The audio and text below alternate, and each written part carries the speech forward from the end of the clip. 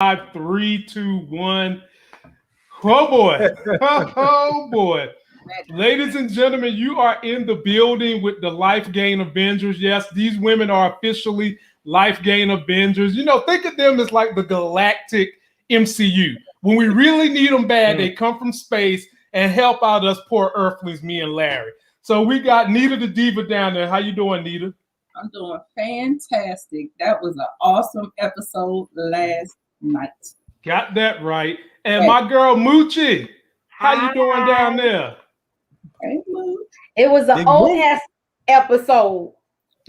OS.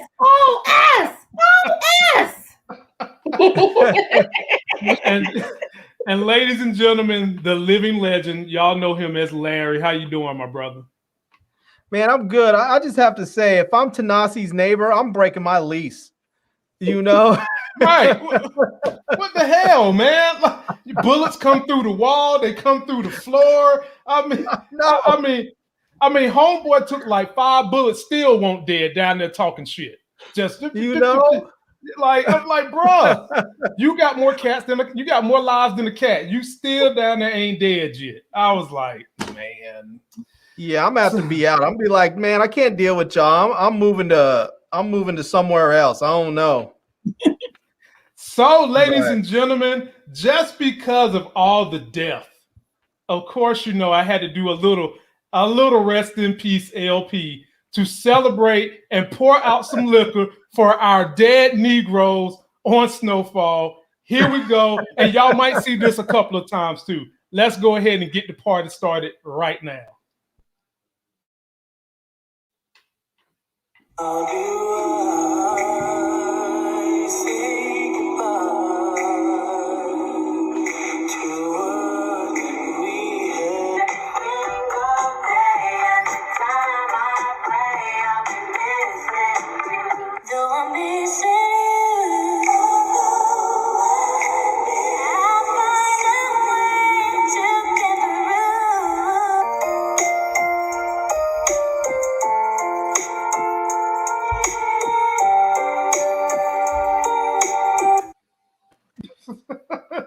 Mount Zion, for my Mount Zion AMMG's Baptist Church.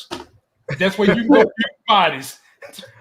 Man, they cleaned the slate. Well, they cleaned the slate this episode, boy. They were like, let's just go ahead and clean the house. Yo, they got rid of everybody. Shouts out to Ron Mitchell coming through with the first super chat of the night. I appreciate you, my brother Ron, been holding us down. I feel like the first one of the night deserves a video. He get a video. A video. Ron, let me see here. Let me give you this one right here. Don't you like popsicles? What? I said, don't you like popsicles? What? I said, don't you like popsicles? Yeah. What? Yeah. Okay.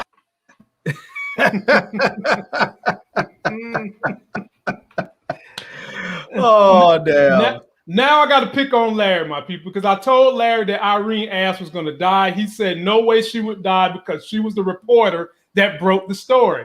Well, Larry, her ass is dead. Your boy Lamont was right. Usually I'm 99.2% right. Yes, just 0.2. What do you have to say for yourself, my brother? Well, I do have to say this much.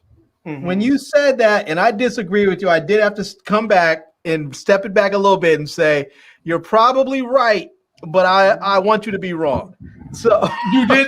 You did. That's what you said. That's exactly what you said. Mm-hmm. So you were right. You called it, and I still did not want you to be right, but you were, because, you know, Irene, I liked her character a lot. Mm-hmm. I love the way she checked that dude at the radio station when he said, we have Irene Abe, and she said, Abe. She was like, you need to put some respect on that name. That's right. We got another super chat, my people. And with his super chat, he has a question. Eric Iverson, in relation to Alan, says, "Hey y'all, I bet you, Allen Iverson's up there front and trying to stay on incognito with it, trying to change his name to Eric Iverson. Man, we know that's you in there. Let me find out that's Bubba Chuck."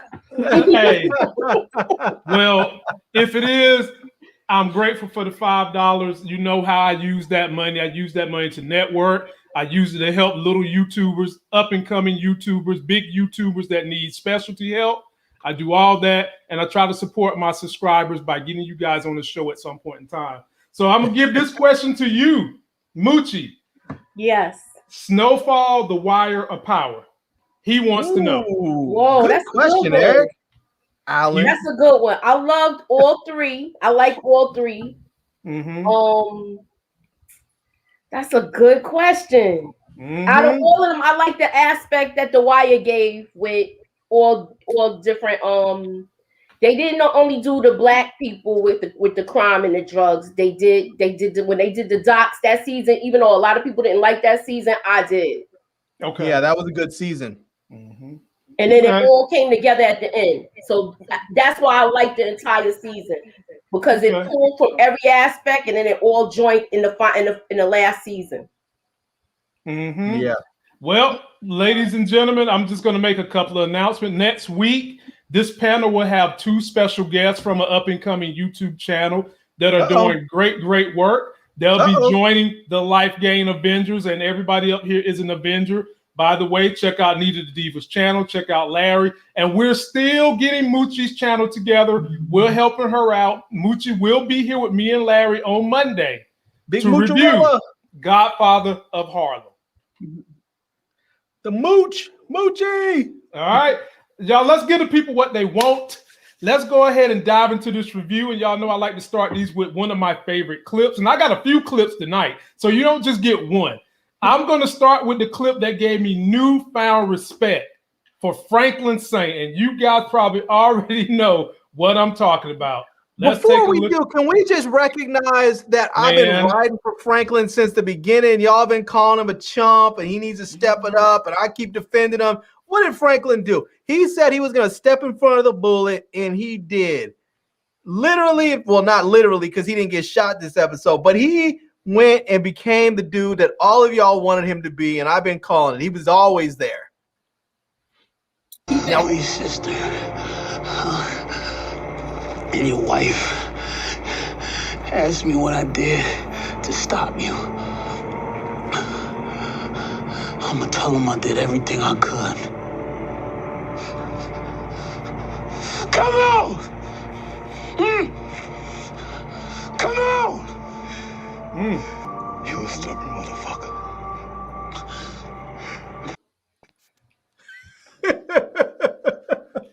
Franklin took all that smoke. Do you hear me?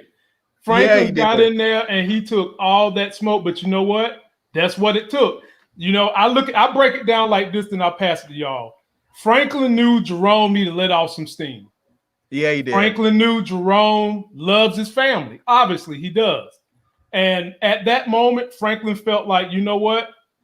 The greatest way I can protect you is let you get some of that steam off and remind you what you have to live for that's still alive. You still got people living. Yeah. And Franklin jumped right in front of him, got his ass beat, and then said, come on, give me some more. And that's when Jerome realized what the deal was. Larry, before we come to you, Miss Quiet down there, what you think about all the whole Franklin Saint getting that ass whipped in the name of the business? Nita? Nita. I thought you were talking about Mooch. No. Me? Yes. Okay. What I thought is that I was just like, I still thought his efforts wasn't going to save him. I still thought Jerome was going to go down. I thought he was going to be so stubborn to keep on going. So kudos to him. He got his ass beat. I said, God damn, he's a different dude, man. They brought the beast, they brought the monster out. Yeah. He was lighting them up down there, man. Did you see him? Larry, what'd you think about that scene with Franklin Saint? By the way, another super chat, $4.99. Keyshawn Green, I appreciate you. And can we not get Damon Idris to be T'Challa? But I like where you're going. We do need T'Challa. I do like where you're going with that. So we do need a T'Challa, but not him. Not him. Nah. Nah. Go ahead, Larry. Yeah, I was watching this and I was thinking like, damn, this dude I think he might need to get an Emmy for this scene. Like for this episode, Right. It was dope. This was a dope. really solid episode. Like this was Emmy award-winning episode right here. But that scene right there, you were right. It was like he knew that that his Uncle Jerome needed to blow off some steam. And at the same time, he wanted to stop him. And what he said when he's on the ground there, he said that when your wife and your sister ask what I did to stop you, I'm going to say everything that I could, because at that moment, I mean, if Louie's in the hospital, if she said, well, what'd you do? You just let him run off and go ride? He could be like, no, look at me. I'm busted down. I was already walking on a cane, recovering from my bullet wounds. What'd you expect me to do? I couldn't fight him. I mean, even if I could fight him straight up, it's Jerome, I mean, we were looking at Jerome and the other dude about to fight like it was going to be Clash of the Titans. And you expect little Franklin, So, right. I mean, I got to give it to Franklin, though, because in the midst of all that, I mean, he got a couple licks in, He got a couple in. Dude put him down. I mean, I believe Jerome was going easy on him because I feel like as gentle as, I mean, as quick as Franklin is to feel pain because of all of his injuries, I feel like Jerome could have just took a body shot on him and just put him down like at one hit, and he didn't. But much respect to him for taking that L, because he came out there. He went to the car and took his gun out and set it on the hood, and then was like, and just would put him up. Was like, let's do it. I'm not letting you leave. That's right. Moochie, get on in there, Mooch. How did you feel about Franklin? And let me say this about Franklin, Moochie. I mean, the man used his brain, he used his brawn, he used everything he had. But this is the face of I got my ass beat in the name of business. And what did you think about? I feel like not only did he get his ass whooped in the name of business, but in the name of family. Right. It was him fulfilling that promise. He said that line, when your sister and your wife asked what I did to stop you, that's when I was like, okay, this is good. Yeah, that was a good line. And once again, I did tell you about Jerome. If something happened to his queen, he was going to get crazy. Mm-hmm. You did say that. I called that out. He didn't get crazy. He got calculated. Yeah, he got calculated, but he was. I didn't say crazy, but I knew he was going to go all out for her. Yeah. Yeah, man. You know what I thought? What I thought of this scene? I thought that this was Franklin keeping his promise when he said, "If something happens, I'm going to step in front of that bullet for you." And I think this was him doing that. He was saying, I'm not going to let you go out there and get killed. I'm not going to let you go out there and do something stupid. And if that means I have to step in front of you and take this L, I'm going to do it. And he did. He stepped up there knowing that his uncle was going to whoop his ass. And there was nothing he could do about it except get his ass whooped. And he took that ass whooping, Yep. All right, we go on to the next scene. Hold on. Before we go, can I point out one thing? Because there was one of the comments. There was I think it was Black Bleach in the comments section who made a really good point. Who said that this was really this scene versus the scene with Scully and Khadijah was a really good contrast, where you have one group of you have one set of people with Franklin and Jerome. And Franklin's willing to do anything to keep his uncle from going out there and making a horrible mistake and getting himself killed. Whereas Scully just didn't do anything. He just said, well, didn't really say much and let Khadijah just run out there and go get herself killed. And it was really a contrast. I forgot what exactly he said, where it's up here somewhere, but it was a good point. So now, Larry, I'm going to ask you very, very nicely. I know, man. I'm sorry. Your comments quick, fast, and to the point. And if we move on, don't go backwards. We're going to be ending this show quick. Don't jump on the horse. Don't jump on the horse tonight. And don't jump on the horse. Do not put on them Tariq Reeboks either. I've been trying to keep it down in. Oh my Lord, have mercy. First, let me address Ralph. Thank you, my brother. I'm grateful. You know I like to do these one-on-ones. We're very thankful. All of us are. And then, ladies and gentlemen, what in the hell? What is this? Oh!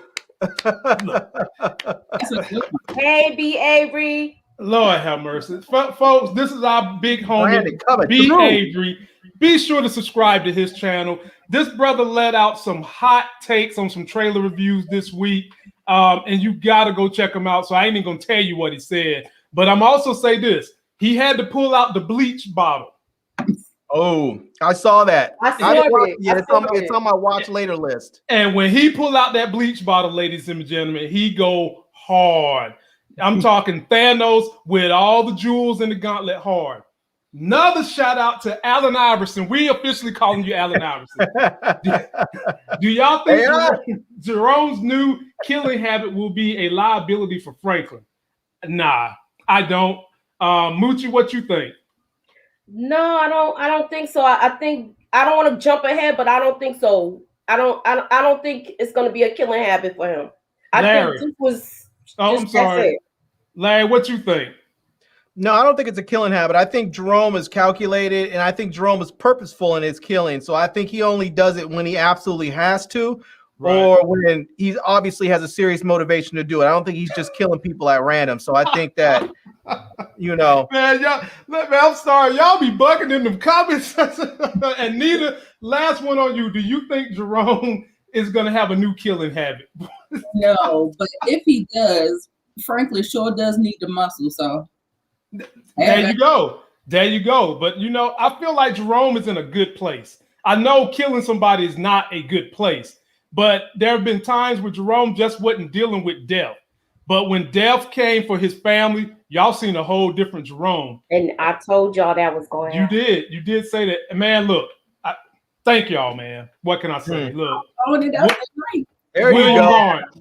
William Lawrence, again, the mission with these super chats is to expand, help my subscribers, help other YouTubers, and keep bringing you guys a bevy of great people to entertain you on this channel. You allow me to do that.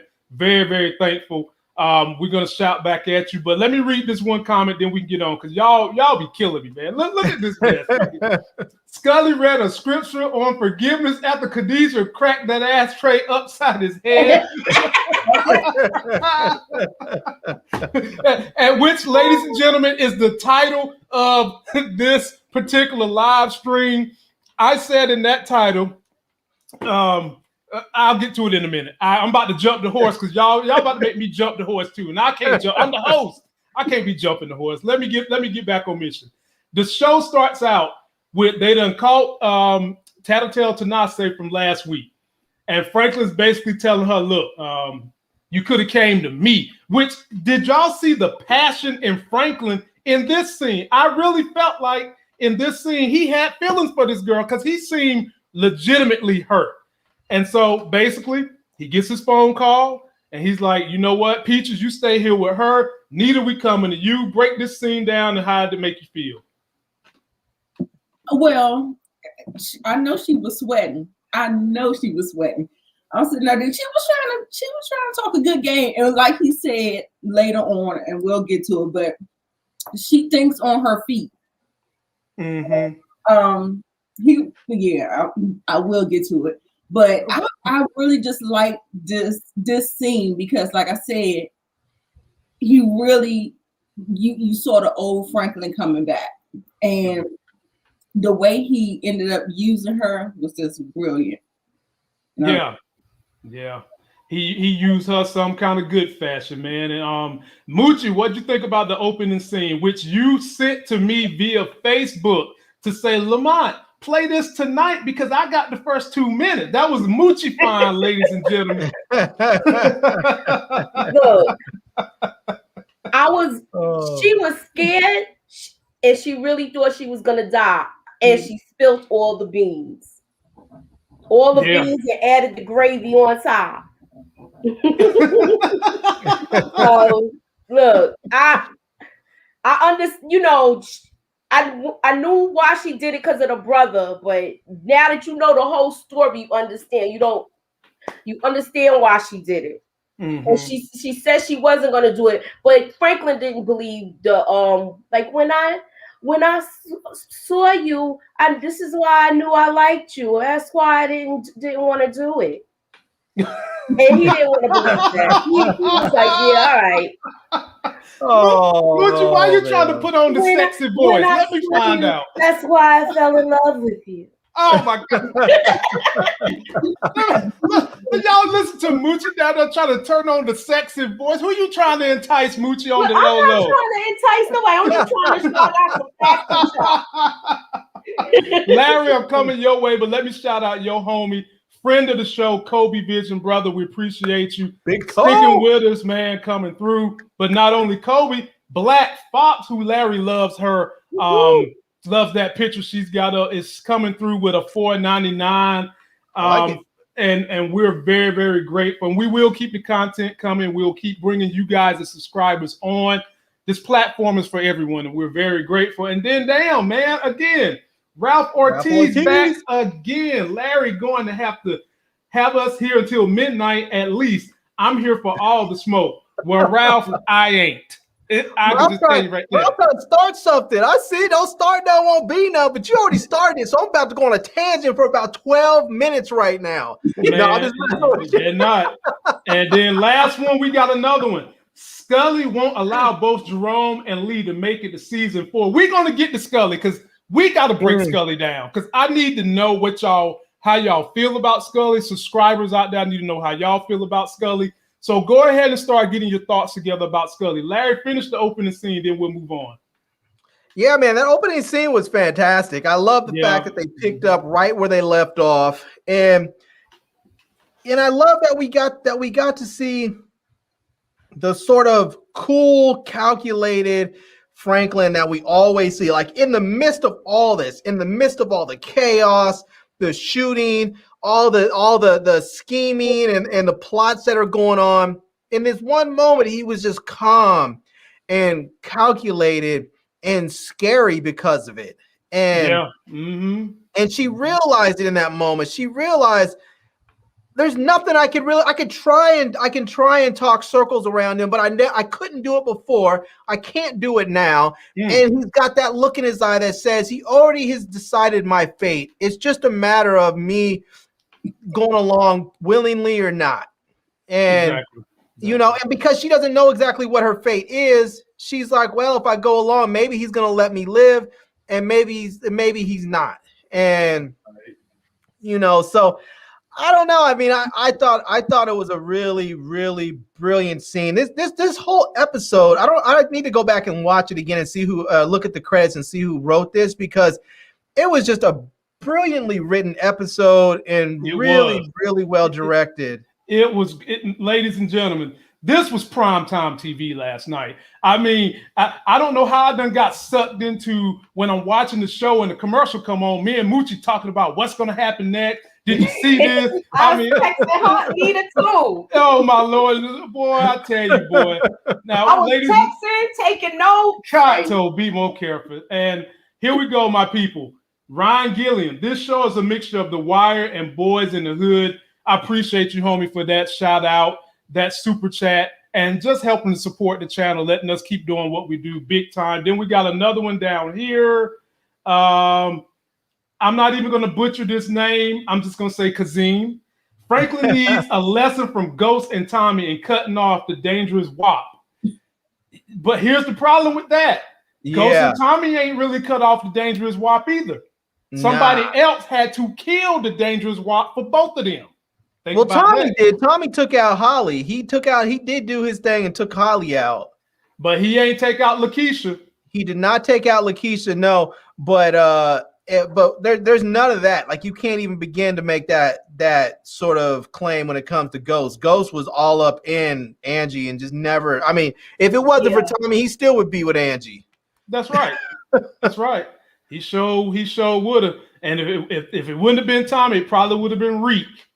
All right, Moochie, I'm coming to you next. Moochie, I'm coming to you next. You ready? I know you got that notebook. Okay, what we talking about? We talking about this right about here. How Rita and Tommy might be in a relationship in this next episode, in this next series. No, we talking about they done found that, Franklin has calmed Jerome down and has let him know that it's an inside job with Tenacity. They done rolled over to Tenacity's crib. They got her making the phone call to Manboy.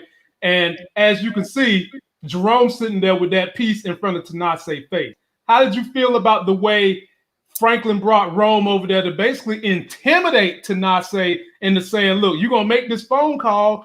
And we saw more depth to Tenacity's character because, like you said, Moochie, she quick on her feet. And in that phone call, when Homeboy was grilling her, she was quick on his feet. Break it down for us. That's when Franklin observed how much of a good liar she is. Right. Oh. and Jerome was just like, cut the shit and make the call. He ain't here for it. He's not here for it. When he said that, I was like, he is not playing. Y'all don't mess with Louie. Boy, Moochie got me. It's like, Nita, take the wheel, Nita, take the wheel. All I know is when he turned that gun, I said, oh shit. Playing with y'all today. He was like, oh my God, he was off the leash and he is gone. Yeah, man. Get in there, Larry. Get in there. This our boy Rome now. He representing the old school. I'll tell you, when I saw the all black with the hat and the Uzi, I was just waiting for him to like kick in an NWA song in the background or something, man. Yeah, baby. I was like, dude looked like he was for real. So I loved Jerome's intensity during this episode. He was not playing with people. He was like, forget all the the talking that people normally do. He was like, let's just get it in. We have work that needs to get done. Get it done. Mm-hmm. You got it, man. I mean, like Larry, let's think about this though. Think about what Jerome is going through. Now, I know he's put himself in a bad situation. He's in the drug game. That's a bad situation. But if you lose a loved one at a funeral and you kind of been a even-tempered individual, there is something that makes us all go over the edge. In this episode, we've seen exactly what that was. Not just a funeral, Lamont, but a funeral that his girl didn't want to go to, and he convinced her to go to it, saying we needed to show up to pay respect to the homies. And she was like, nah, it's a bad move. It's stupid to go. And he was like, you need to go, and pressed her into it. And then she got shot. The exact thing that happened that she said was going to happen happened. It just didn't happen to him. It happened to her. Right. So he's dealing with guilt. On top, yes. Usually that stuff manifests in men in anger. So I just feel like that PTSD. I don't know. He could because I just feel like it was just too much going on, and he was just like he's out of control. I mean, he already had it from the first shootout. PTSD. He did. Episode number 1, we talked about that. We sure did. He dropped that boy damn near point blank.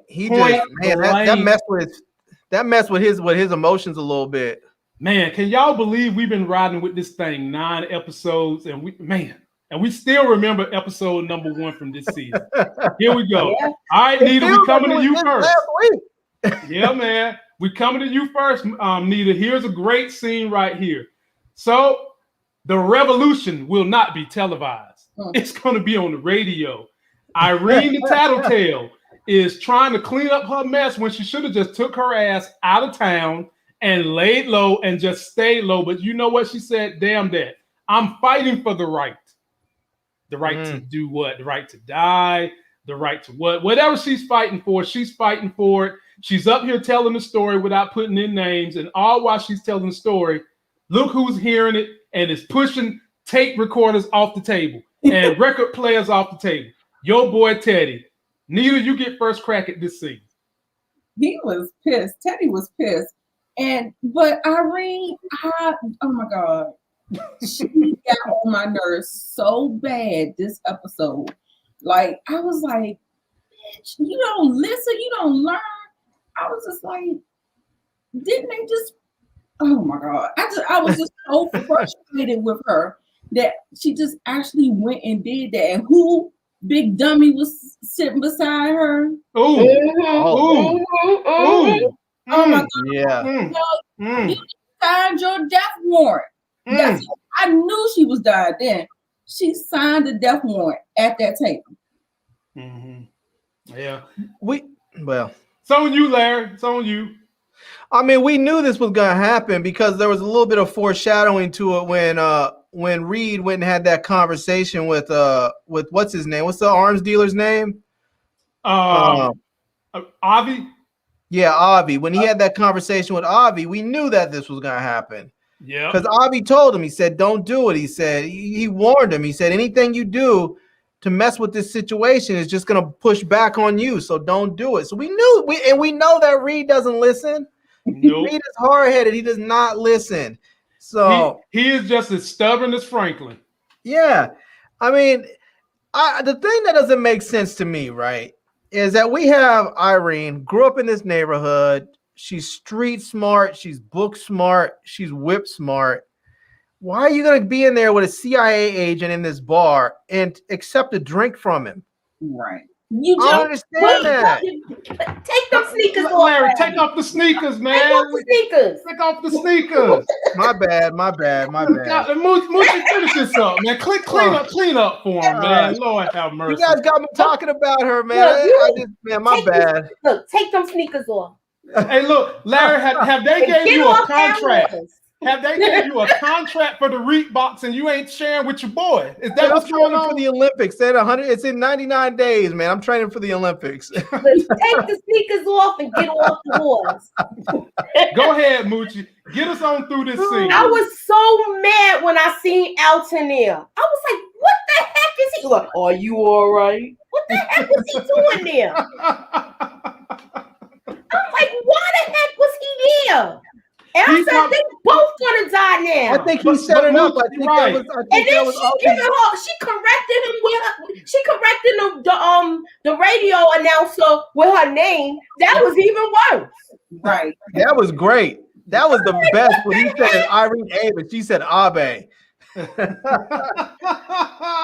That was the best. That was like trying to check in his ass. Like, come on, put some respect on that name. That's what she was saying. So Moochie, talk a little bit about how Teddy is feeling when he hearing this mess on the radio. It's like, what? He's like, now y'all don't push me to the limit where I gotta do something that I don't want to do.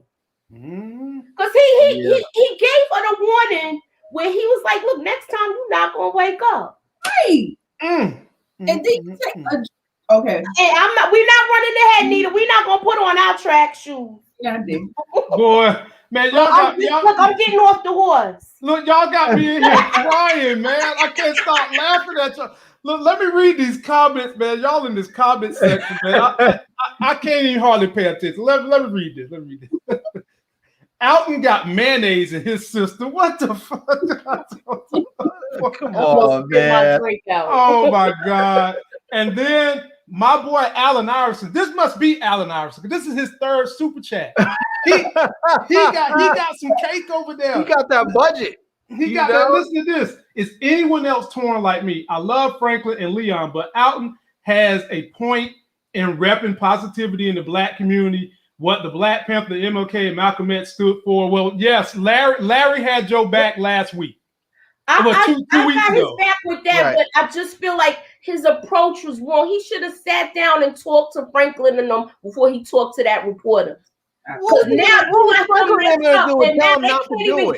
they can't even get a legitimate business now because the way he blew everything up. He was gonna blow, even if they had a conversation, all Franklin and them were gonna do is tell him don't do it, and then he was gonna have to make a decision whether to blow it up or not. He should have spoke to Sissy. If he would have spoke to Sissy, it messed up their ways to come out legitimate in this. Nah, that's my opinion. Sissy's a hustler now, just like when she had that conversation with Jerome. And I'm trying to put my track shoes on, so I'm not gonna say anymore. But Sissy is a full-blown hustler now. Nothing you would have said to her would have gotten through on that level. And on that note, we're going to come back to that. Don't put the sneakers on yet, Larry. Yeah, we're going to come back. We're going to come back. At the very least, when we're having these long-ass debates and Nita's not doing anything. She's looking directly into the camera, giving y'all eye gaze, giving y'all good hair and makeup. Y'all got plenty to look at on this channel. Nita holding it down for y'all. All right, y'all. It's time for the second video because this, y'all know this is about to be a crazy clip right here. Y'all probably know what it is, but we have to relive the events that lead up to the scene we're getting ready to discuss right now. It was good to me, but you know what? If I can say somebody died in a very, very hardcore manner, this nigga here died in a hardcore manner. You bitch ass boy.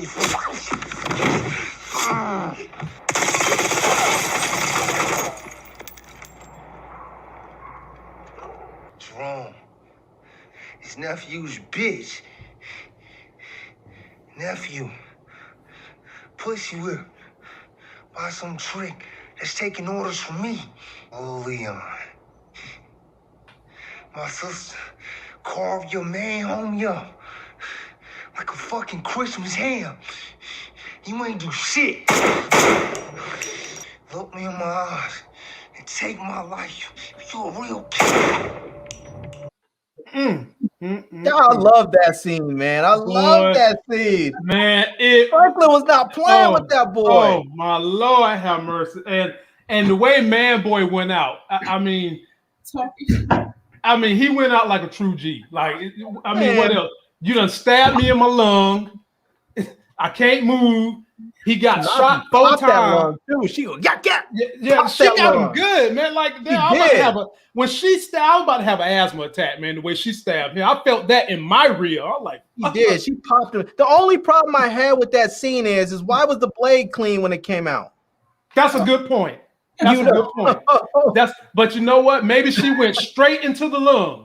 I mean, but it still would have had some blood on it. So, something on it. Yeah, I didn't even pay attention. Now you got me going. I want to go back and see again. Oh, you want to see the replay, Moochie? I can play it again. I mean, you know. But you didn't show where Tenacity stabbed him. Oh, yes, it did. She did just a moment ago. Here we go. One more time for my people that love a fine time. You bitch ass boy.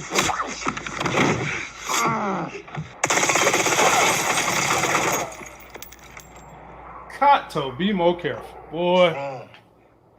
His nephew's bitch. Nephew, pussy whip by some trick that's taking orders from me. Oh, Leon. My sister carved your man homie up like a fucking Christmas ham. You ain't do shit. Look me in my eyes and take my life. You a real kid. And this is where Tenacity swore that Franklin is gangster. That's how you kill a motherfucker right there, boy. At this point. Go ahead, Moochie. You go first with the scene. Then we coming to you, Nita. I like this whole scene. I was in my bed doing the church clap again. I was, he was getting on my nerve. I said I wanted him to die because he was smart, but he was cute. Oh my Lord! Oh, yeah. There we go, dear God. This is the face of a cute nigga dying. How about that? Oh man, look at him. He looked like he constipated. But he did go out like a G. He did go out like a G. Oh, Franklin put that cane on her hand. That was another. That was the part. Yeah, that's when I texted the little canes, right? Yeah, that's what. Moochie, stay off the internet, man. Go ahead, Nita, because I know Nita. Nita got the cup ready. Y'all about to get some good content now. Nita sipping from that red cup. No, that's it. I feel like we got to this scene kind of early. Is this the same scene? Okay. It might be the red cup. My bad. It was good. I thought he had her. I'm so glad Franklin was thinking 2 steps ahead, and they was able to predict that he was going to come to the thing instead of the meeting place. He was going to come, get her. And when they started tussling and stuff, I was was like, bitch, he got a gun, you got a knife. And he could have shot her. And I'm like, oh my God. But, you know, lo and behold, it happened. But I felt like they let them tussle a little too long. I'm like, he should have just came out and did that. Like, I don't know, but it was good. And yeah, he talked too much. You know how Kaya say, Kaya, you talk too much. I was like, what's in them bullets? Rubber? Like, I could not believe he got shot, stabbed all them times. He was like the Terminator. Yeah, right. I was like, oh my God. Oh man. Yes, but Franklin stepped up like he said he was. So that speech last episode was accurate, and he handled all of it. So kudos to him. Larry, you get last deals, but let me add something else in there. Did she really think they was about to just let her walk her tattletale ass out the door? No. You know what I'm saying? Did she really think they was going to just let her walk out the door? Not only did they not let her walk out the door, but they left her with the cleanup of the crime scene, the guns and everything. And Franklin did say that he's going to look out for the brother. So, I mean, at the end of the day, Franklin still kind of took care of her. But, Larry, what is she going to do to get rid of these bodies? Man, I don't know. She's got to call somebody. Is she going to, I mean, Franklin told her what to say, but that don't got nothing to do with what happened outside when Jerome went Terminator destruction of death. He went Archangel out there on them people. They didn't even see it coming. They was busy looking at the front door, thinking when they heard them two pops that was Manboy killing her. Right, man. I'm sitting up here looking at and laughing. Yeah, I'm right, Larry. I'm sitting here looking at these fools like y'all over here having orgasms, happy somebody getting shot, and then next thing I know, rat-a-tat-tat. You know? Come on. Yeah, man. I mean, I love this scene because, you know, I always when I'm watching these movies, I'm like, why do people always want to have these long ass conversations and diatribes before they kill somebody?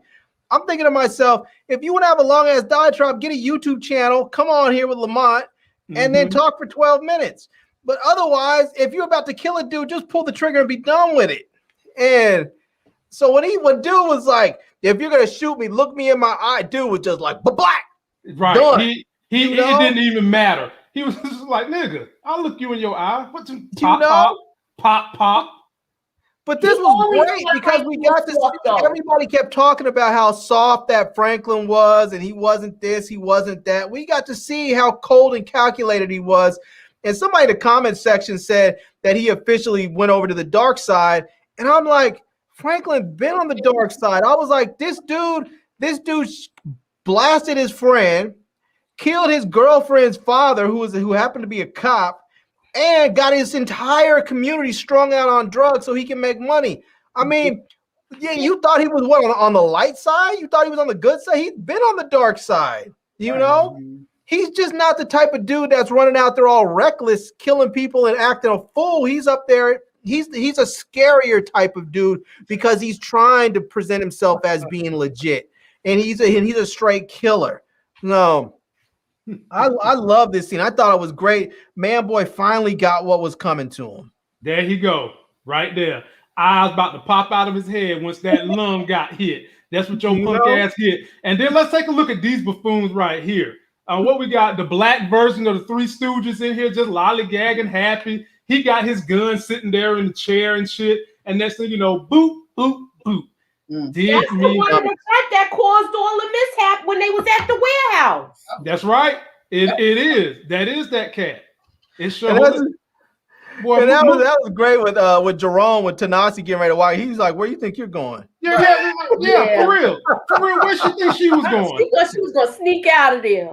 Yeah, like, Tenacity, get out of here, man. All right, folks, we moving along, but before we go, let me just recap some of the comments because, man, y'all are funny, man. I swear y'all are funny in them comment section. I don't know if Moochie bring y'all out or something. She's like the full moon. I don't know. But here we go. Let's see here. Franklin be getting folks knocked off and knocking people off. Okay. Here's another one.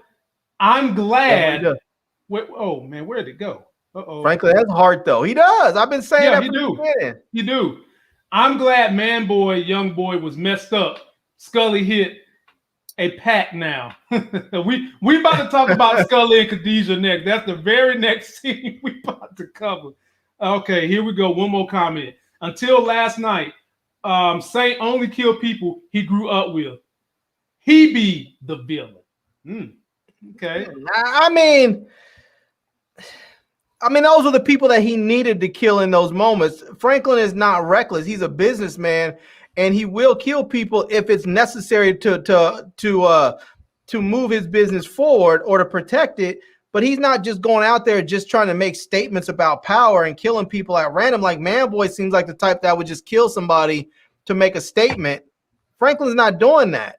And so Franklin only seems to kill people when it's necessary for his business concerns. And it just so happened to be the people that his peers. So that's why you say he's killing people that he grew up with. He killed everybody that threatened his business. People that you work with. Killed everybody that threatened his business was people he killed. Right. Because if he was killing people emotionally, he would have killed Tenacity, but he didn't. He said, look, here's the thing. You're going to say he broke in here and you shot him, you stabbed him and then shot him. And then you're going to, when he saw how much he lied, he was like, you'll figure out what to say about the dudes outside. You'll work something out. Yeah, he didn't kill her because he didn't need to. It wasn't an emotional thing. Like I said, once he saw how she was lying, that's when he utilized her. Yep. I love how you say utilized. I ain't never know you could use that word as foreplay, Moochie. Utilize. Yeah. I'm not even. let me go tell Crystal. Let's utilize something. Boy, oh boy, y'all about to get me in trouble. All right, y'all. Now I hate to admit this, but I'm gonna be honest with y'all. This next clip I'm gonna show y'all is gonna jump the gun, but it kind of has to, because there was another. This particular episode, my people, was full of great one-liners, and your boy Scully. I want to know just the one liner I wrote down, because I wrote down a lot of them. Definitely the one liner you wrote down, because that is the title on this video that I was telling you about. The whole reason Khadijah died is because she had hate in her heart. Here we go. Motherfucker. I told him not to push on trying to get to that plug. That nigga don't listen to nobody. Damn. You have to get that hate out your heart. Now I'm gonna hunt you for the rest of your fucking life. Look, I'm trying to give you one out here. Just take it. Nigga, fuck you. Why I gotta be the bigger person? Huh? Why the fuck I gotta turn the other cheek?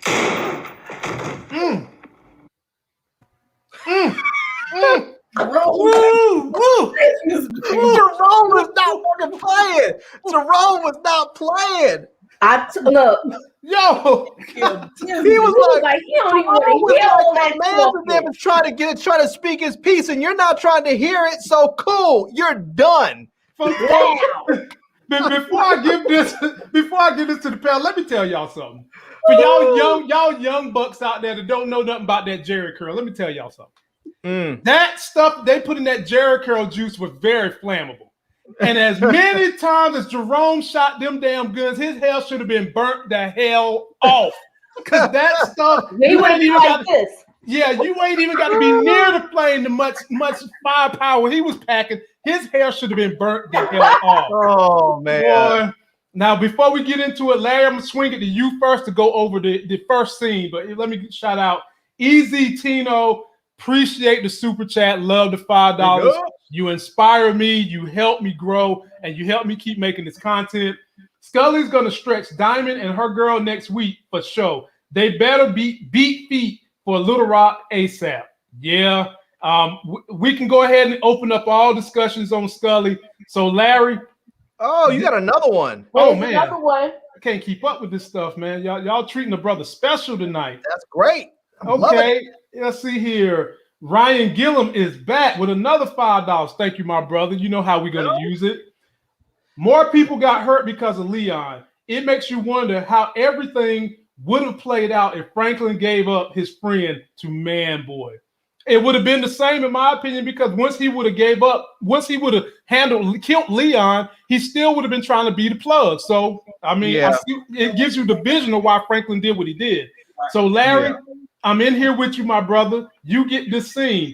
What was you thinking when Khadijah hit my man across the head with the ashtray for him just basically telling you, look, I told your punk ass brother not to go do nothing. And then he gets in her face and say, girl, you need to get the hate out your heart. I love every minute of it. Then the very next scene, Larry, she gets on the phone and she called the SWV bitches.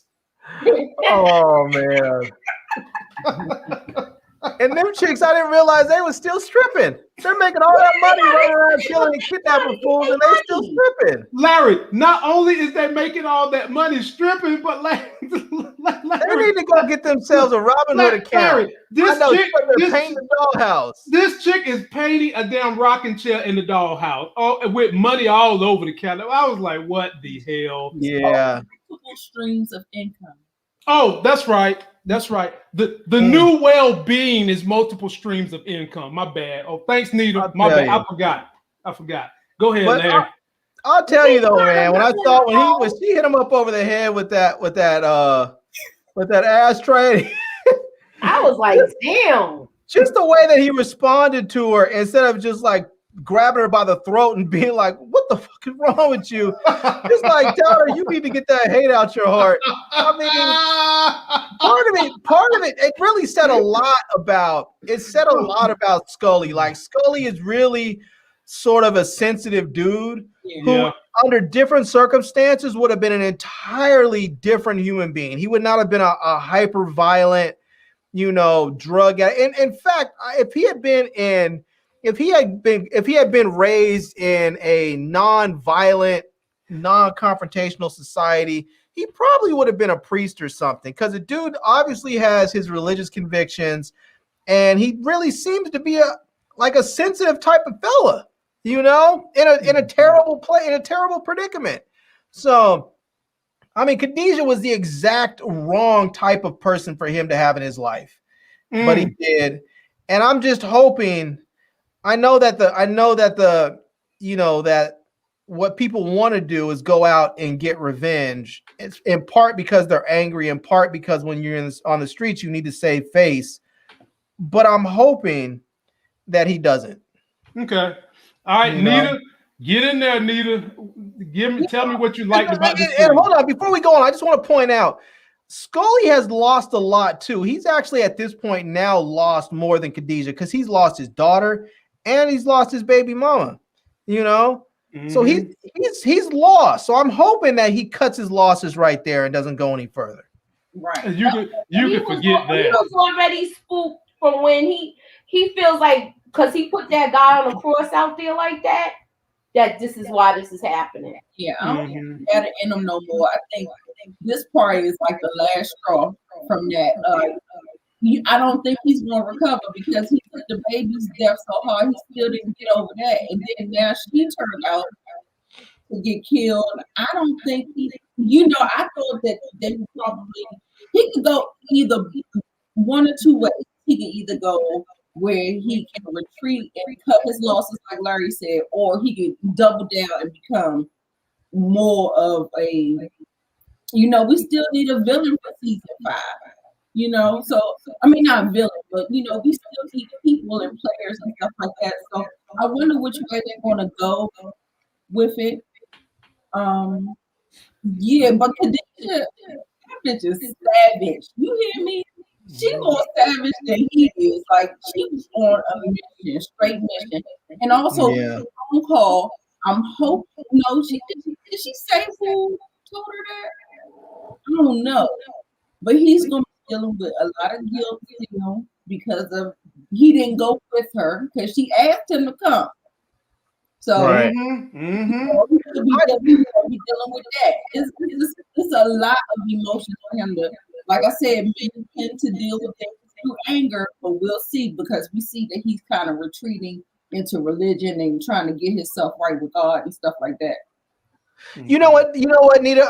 I don't think he's gonna go after them because if you look at the response that he had for when his daughter died versus when Khadijah died. When his daughter died, he was angry. He was out of control. He was hostile. He wanted to go kill somebody. He was trying to fight the security or not the security guard, the coroner. He was a mess. He was crying. He was in tears. He was a mess. When Khadijah died, he kind of quietly and calmly kissed her and sort of just said goodbye. Mm-hmm. It wasn't that same sort of visceral reaction and emotion. It was almost sort of a release, Glass on the head. No, yeah. You don't put the track shoes on, dude. I did. And ran the mile. Yeah, I did it, Moochie. So go ahead and finish this off, Moochie. Get it in there. We're probably gonna talk about it again anyway. I thought we was gonna go to the stripper scene, but we going there. Okay, well with this, I feel like he's gonna be the antagonizer in the next season. What, Scully? Yes, I don't think this is the last we're gonna see of him.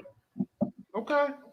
I don't think it's gonna be the last we're gonna see of him for the simple fact is that he got guilt for the way he crucified that guy. Mm-hmm. And Franklin is gonna lose somebody on his team. He ain't lost nobody yet. Mm. If and I don't know if Alton's gonna get killed next week, but I think so. I don't think he's gonna get killed next week. I don't think he is either, but for some reason I feel like he's gonna come back next season with a vengeance.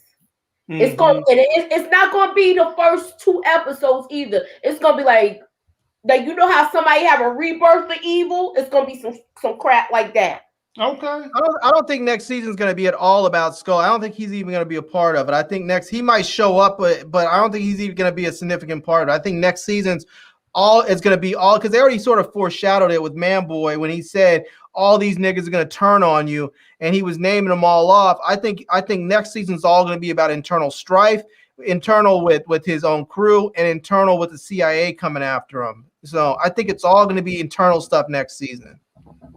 We shall see. Moochie, this one goes to you first.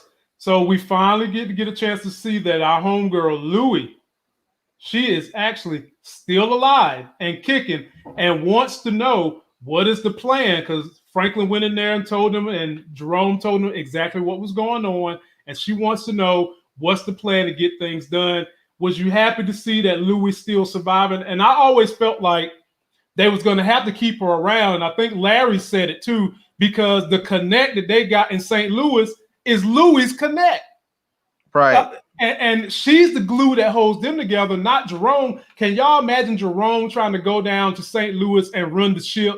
Hell no. Jerome does not like it out there. He thinks those people are just super country and does not like it. So that was kind of where me and Larry was coming from, why we didn't think she was going to die. But Moochie, floor is yours. I feel like at this point, they didn't listen to her the whole season when she dropped jewels on them. She told them to kill Manboy. They didn't listen to that. Right. She told them 3 times something to do, and each time they didn't listen. And now, this time, I'm glad they're taking heed to what she is saying. Mm-hmm. Larry, Louie alive. Yeah, I think this is going to set it up for Louie to be a much more integral part of the organization next season because they didn't, like Moochie said, they didn't listen to her at all this season. And every time they didn't listen to her, something terrible happened. So I think that now that they've actually been able to get through all of this, I think they're going to listen to her in a much more realistic way. They're going to start to say, okay, hold on a minute. She might have something to what she's saying. Let's take a moment and listen to her, see what she has to say, and maybe we ought to just go ahead and do what she says because maybe she's able to take a step back and look at things from a bird's eye view and see all the pieces moving. So I think they're actually going to probably look at her, and we'll probably see Louie play a more integral part next season, which could be good for her in the sense that she'll have more power in the organization, and bad for her because it probably means she'll get killed. Right, and I hate this. I hate that. But coming to you, Nita. But let me shout out Ryan Gilliam, who is competing with Allen Iverson for the most super chats tonight.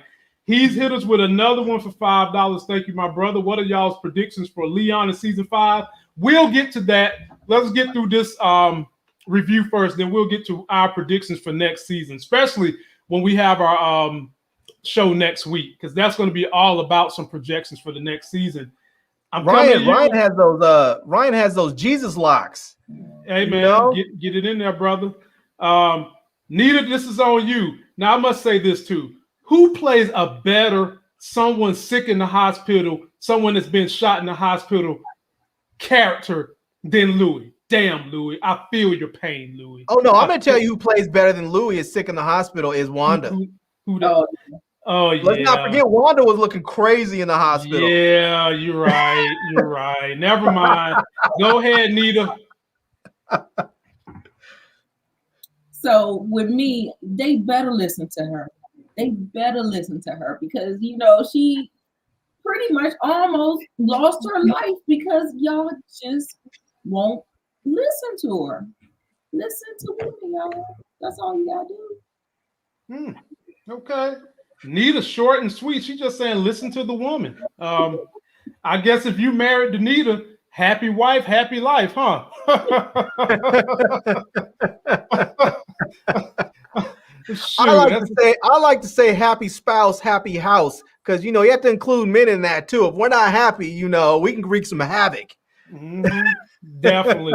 That's what we say in this house too. I used to try to do the whole happy wife, and Chris was like, that's not right, Lamont, because if you're not happy, just because I'm happy don't mean we happy. And I said, you know what? You said it, not me. Thanks.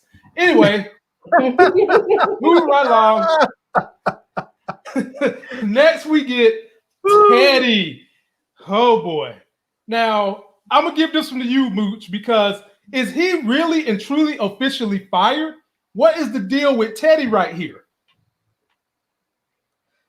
I think he did this because he knew what he was gonna do with Eileen.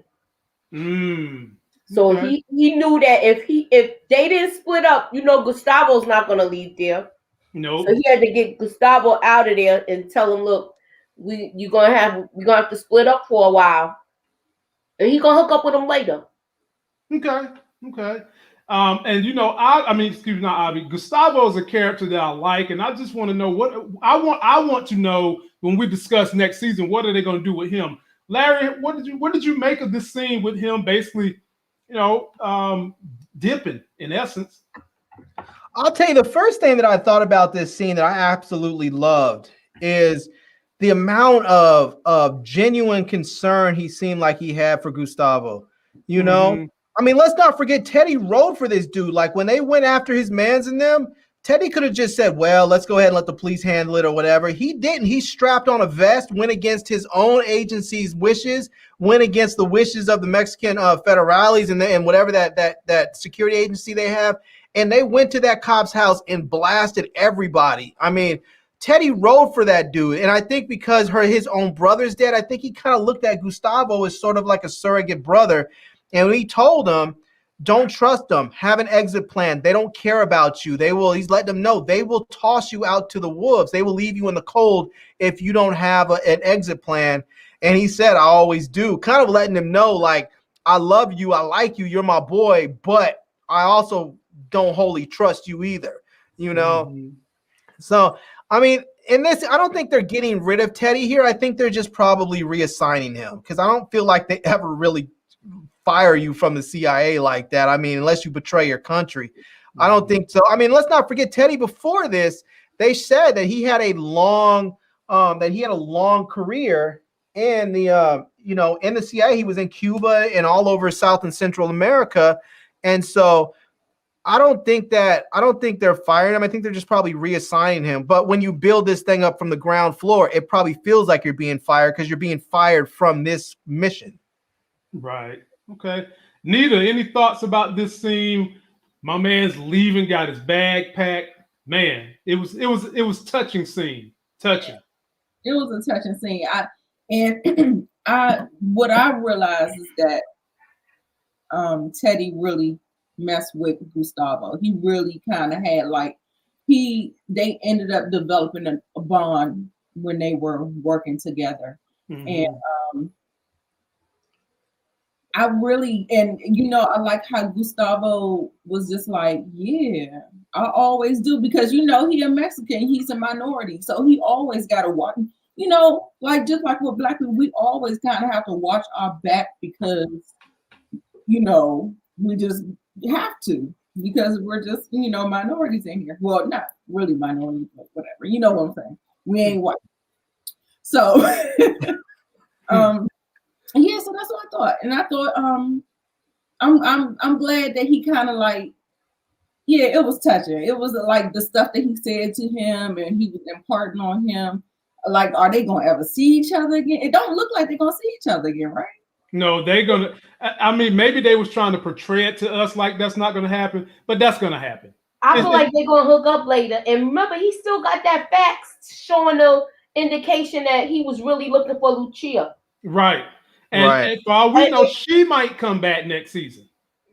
I think she's coming back next season. I was just the thing that's so interesting about Teddy is he seems like he's a complete recluse in a lot of ways. Right now, he's drinking a lot. He's doing drugs. He seems like he's out of control. But then at the same time, he still is doing everything that he's supposed to do. He still has everything that he's supposed to do lined up, and he's getting it done.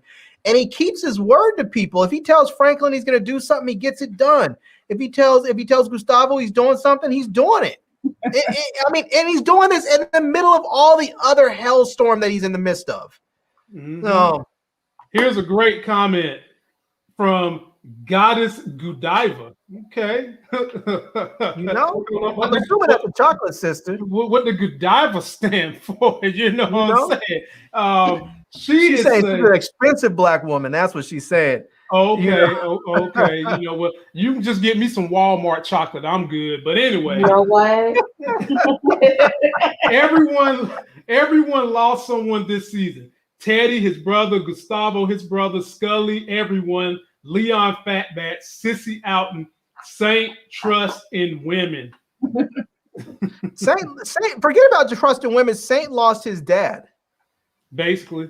Yeah, he lost his dad because, like, when that scene in the hospital when he said, "What are you doing here?" and he said, "I came to check in on your mama," and he said, "That's not your job anymore."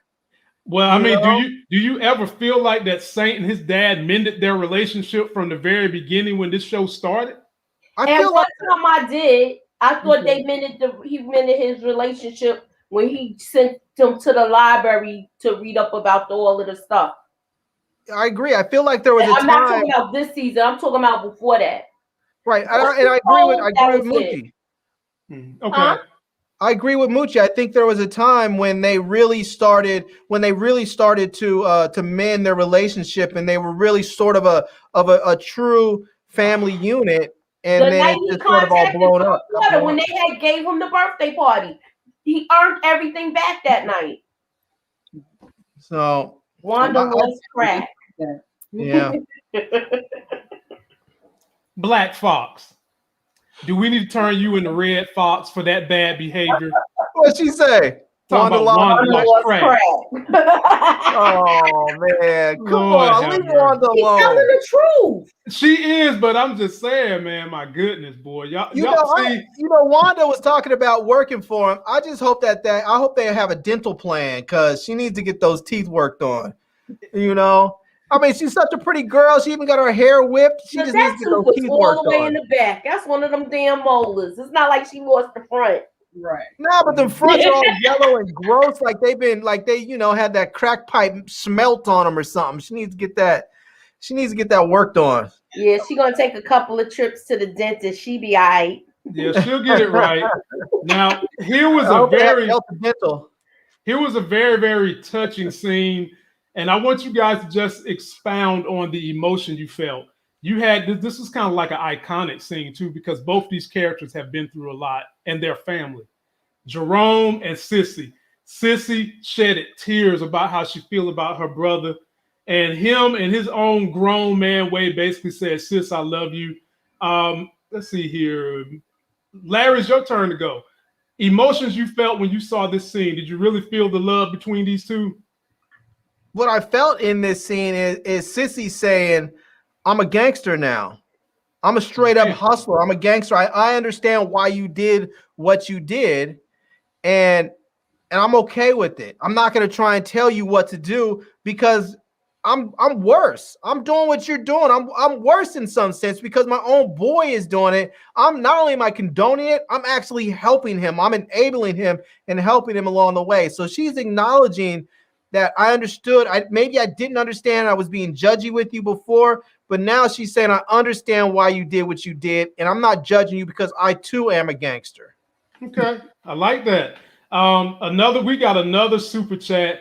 This is my man 4th time dropping the super chats.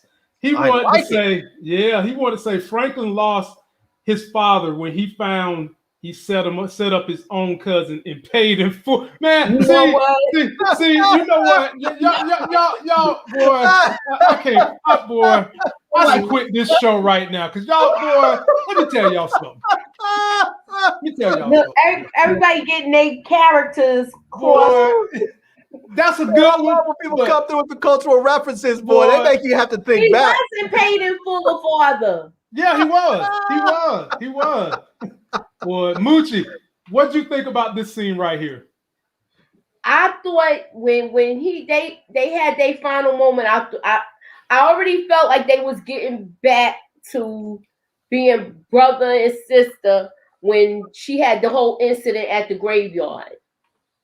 Now with this, I feel like now that she's more involved with the business, she's letting him know what it is. And as far as with him, I don't know. That to me it was like kind of like I hope he doesn't die. Mm-hmm. But it seemed like he's like foreshadowing the future. Oh man. Wow. I don't want to say it. I hate losing good characters on the show. I feel I hope he don't die. But I don't know. That's what I thought. Yeah. Okay. All right. Finish us off, Anita the Diva. I felt some foreshadowing in there too. For some reason, I don't know. It just didn't sit well with me, and they didn't really come out forthright with it. But the fact that they kind of had like this come to Jesus moment, and like it is what it is. She can't control them, and she can only control herself. And so she was just like, it's whatever now. They got to stand in and 10 toes down now. Like it is what it is. Well, let me throw y'all a curveball. With y'all getting the allure, and for my young people, look that up. I know how to use the English language. Sometimes I just choose not to. With them giving the allure that Jerome was going to die, could y'all be missing it and that they off Sissy next week? Maybe Scully, he done cross back over to the dark side and he decided he got to take out somebody. And instead of the foreshadowing be Rome, could it be Sissy? Can y'all see that happening? If it's so, Franklin gonna lose his mind and Jerome. That's all I'm gonna say. I don't think it's Sissy. Because at this point we already seeing they can't go legit because of the way Alton burnt their bridges. Because he set the fire to burning their bridges where they could go legit. So they might kill her. I never thought about that, and now that I'm thinking about it, they haven't lost anyone. Larry. They haven't lost anyone. So they might be foreshadowing, and I'm saying Jerome, and I think it may be her.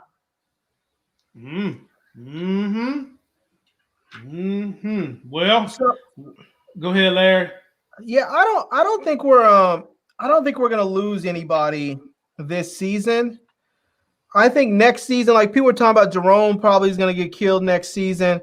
I think that's likely because we're starting to see Jerome. I don't want to say turn into a bad guy, but he has become someone who's willing to kill and doesn't really feel bad about it. And those are the people the writers usually take out. Whereas with Leon, we've seen the exact opposite in his story arc, where he started off as the gangster dude that Franklin needed around because he was willing to put that work in. And now we see how he's had the exact opposite story arc where he's feeling bad about stuff. He wanted to take that moment with Khadijah and apologize to her. He was trying to give her an out. He wanted to give her the opportunity to not go down that route and have to be killed. He wanted to say, I'm sorry. And she wasn't trying to hear it. But what's important about that is that we're seeing that Leon is not the cold-blooded murderer, bloodthirsty dude that he was sort of presented in the beginning. He's not that cold-hearted gangster. He's actually somebody who may have grown up around that. Was it that maybe that was expected of him on some level, and so he did that? But that's really not him at his core. And and so I mean, people often talk about when you're in times of adversity, it reveals who you are. And we're seeing that when push came to shove, he wanted to apologize. He wanted to do what he thought was the right thing. Whereas at the opposite end with Jerome, when push came to shove, he wanted to kill people. He wanted revenge, and those people generally don't make it out of shows alive. So I'm calling next season that Jerome gets killed. I don't think it's going to happen next episode, but I think Jerome's getting killed next season, maybe by Scully, maybe by somebody else, and I think Leon's going to make it out alive. Okay. All right. Now here's the next scene, and Nita, I'm gonna give it to you first. You seem to like these SWV hoes. So Wanda shows up to the strip joint where she used to work at. And of course, they picking on her, talking about she in love with Leon. And she's basically saying, look, I know where he's at. Y'all get off your stripper pose asses and come with me, and we're gonna get this money as long as y'all give me a piece. By the way, do y'all see all that money they got on the table? No, talking rubber bands. They got stacks of money. Why didn't they kill people? They seem to be doing all right. I mean, my God. They paper. It must pay a whole lot for people to put broomsticks as eyelashes and run out there and shake them asses. Nita, I'm giving it to you first. You like the multiple streams of income by these stripper women. Did you think this was a legitimate find by Wanda, or did you feel like Wanda was setting them up? I knew she was setting them up. The thing that got me is that I kind of felt that she was lying. Like, she didn't sell it with the acting. Okay. I didn't really like the way she had did it. She didn't sell it for me. She's no Tenacity. She's no Tenacity. Oh my God. Now let me read this because y'all tripping. Rhonda Williams in here talking about some hitters that are strippers. Oh my God. Take this thing, Moochie. Take the wheel, Mooch. Take the wheel. Please. All right. When Wanda came in there, she saw the money on the table. Do y'all think she'll be capable of being a stripper next season? That was one of my questions. She got no jump. To what end, though? What? To what end?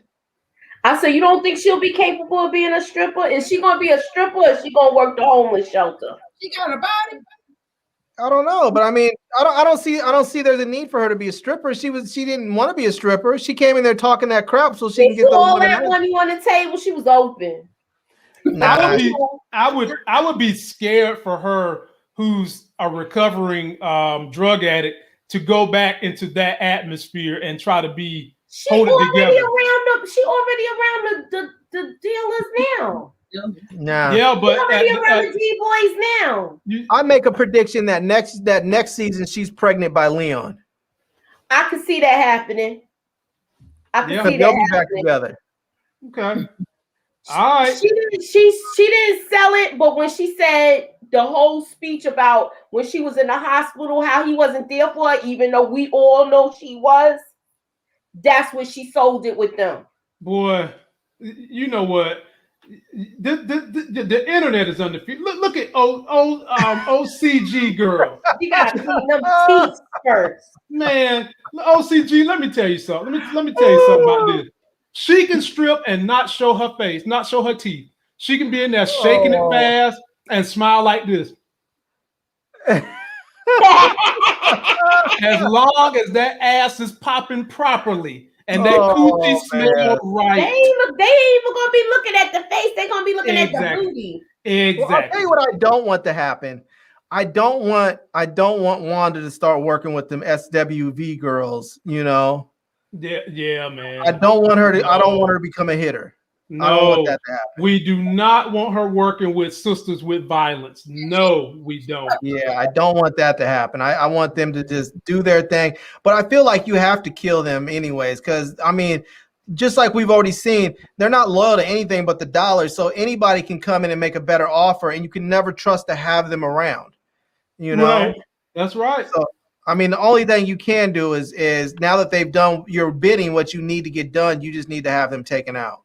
Mm-hmm. So Larry, we're gonna come to you with this one first. The discussion between Avi and Teddy, and Avi still sounded like he wants Teddy to come and do some, extracurriculars with him. How do you feel about this relationship, man? Because a lot of people still feel like Avi took Teddy's money, and Avi's trying to set him up again to do another job where he's probably going to jack him for some more money. Speak on it, Larry. I think this scene is beautiful, man, because there's, people talk about, not that I know because I've never been an intelligence officer, but people talk about the professional courtesies that these intelligence officers have, even with different agencies. They've talked about how, officers that work for the KGB, how they, the CIA, how these officers were, how they treated each other. Like they were definitely adversaries, but they had an intense amount of respect for each other, even though they may have to kill each other at some point. They still had a lot of respect. And Avi is a former Mossad agent, and so he understood. He keeps telling, Reed, I know what you're going through. I've been there. I've been through this exact thing where I've had these missions. They didn't go as planned. My government basically wanted to shove me to the side. And I mean, that is how Avi got into gun running, because he was doing something similar to what Franklin was doing, where he was getting guns for these black ops wars, and so when he's telling them don't go after Irene, it's gonna blow back on you. He knows because he did it, and he saw the consequences of it. So Larry, I hate to bust you up, but I just gotta put this, man. Y'all is killing me tonight, man. Look. Quiet Kid Chris said went from selling crack, smoking crack. Now y'all think she gonna be showing crack in the club, shaking my head. Oh man! Oh my God! Oh my! Oh my goodness! And then we've got a super chat from my people, Infinite Science. Peace, Larry, Mont, Nita, Moochie. We appreciate you, my peoples, and coming through with the big time super chat. Finish your point, Larry. Boy, that's it, man. I think that we know what's going to happen. The fact that he killed Irene is going to blow back on him. I think that once, well, we know if they keep true to the story in some respect, where the other articles come out, we know that the other parts of the story came out. So now that he's went and killed Irene, I think the newspaper editor and the publisher are going to be so pissed off that they're going to go ahead and publish the articles. And you done jumped ahead again. I'm not. We're talking about that. Down the freeway. We're not. We're talking about that very thing. He said he was telling him, "Don't do this. It's going to blow back," and that's what we're talking about. That's going to be the blowback that's going to happen. That they're going to come. They're going to end up publishing those articles. Moochie, put your statement in there. I know. I'm telling y'all, Avi stole that money. When I saw this in the coming attractions, I thought he was gonna figure it out and kill him. So I was wrong with that. But he might end up working with him. Yeah, he's desperate at this point. Okay, Nita, do you think that Teddy gonna end up working with Avi? I think so. Avi's smooth, boy. He's smooth. The thing that I when I think about Irene and hoping that she had a contingency plan just in case something happened. So I'm hoping that she does, just to piggyback off of Larry. But yeah, Avi, he's Moochie, he probably did like that damn right because he's so damn slick. Yeah, you need oil gloves to handle him. Well, me personally, anybody that walk around and they damn Hugh Hefner robe every single day, I can't trust that person. Right. Can we talk about Avi eating psychedelic mushrooms on his pizza? Yeah, man. That's what I'm saying. How can you trust that? Oh my God. Dude, my favorite psychedelics are mushrooms, and they go down easier with pizza. I told you. Ladies and gentlemen, this show had a whole lot of classic one-liners, man. It was nuts. Okay, Moochie, you get the floor first. This is when the big setup came. We got Sisters with Violence coming through. They meet up with Franklin. He throws them money and say, work with me, drop the whole thing. And they decide, you know what? That knot he just threw up there, like that's 100 bands, man. And we are entrepreneurs. Let's get this money. Moochie, thoughts on this scene? This part, you saw Wanda's story unraveling.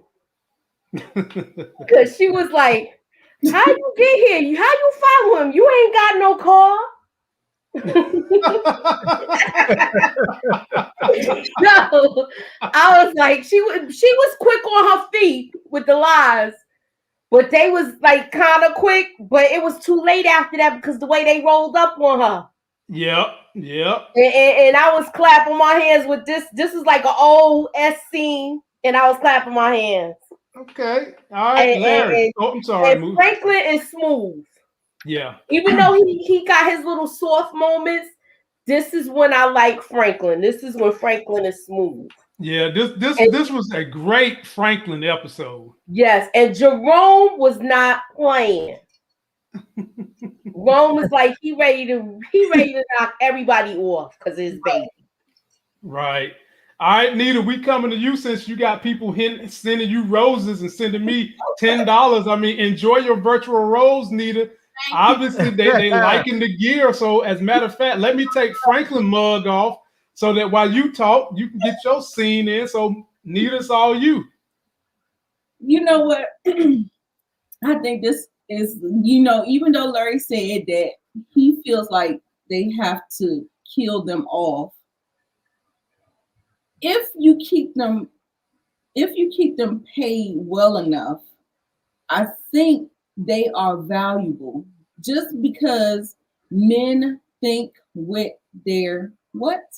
Yep. So we always gotta have them girls that you got them go-to girls, and Wanda can't be that girl because we seen that's not her ministry. Wanda, she was I said, girl, no. Oh man. We need to let the ones that know how to do it. Oh and my God. I thought that was a great move on Franklin, and I hope he keep them, and I hope that he just keeps them greased up well enough that they can't take another offer. And then they don't even know who they are. So, I mean, I just think it's a good play because he has to restructure another, just people to work for him. Mm-hmm. Because he gotta have somebody to push the stuff. So you still need these things in your back pocket in order to, move and find out things and place moves here and place modes there, just the way Manboy did. So he took a cue off of Manboy. Shout out to Manboy. And just get somebody in your pocket. So when you need to get more information on somebody, or you need to, get the leg up on somebody, you have people in place to do that. And they got a spot where they can move the other stuff out of the stripper club. I think they're gonna be. He's gonna use. What's the word I said before that you like, Lamont? Utilize. He's gonna utilize these girls as well. Utilize.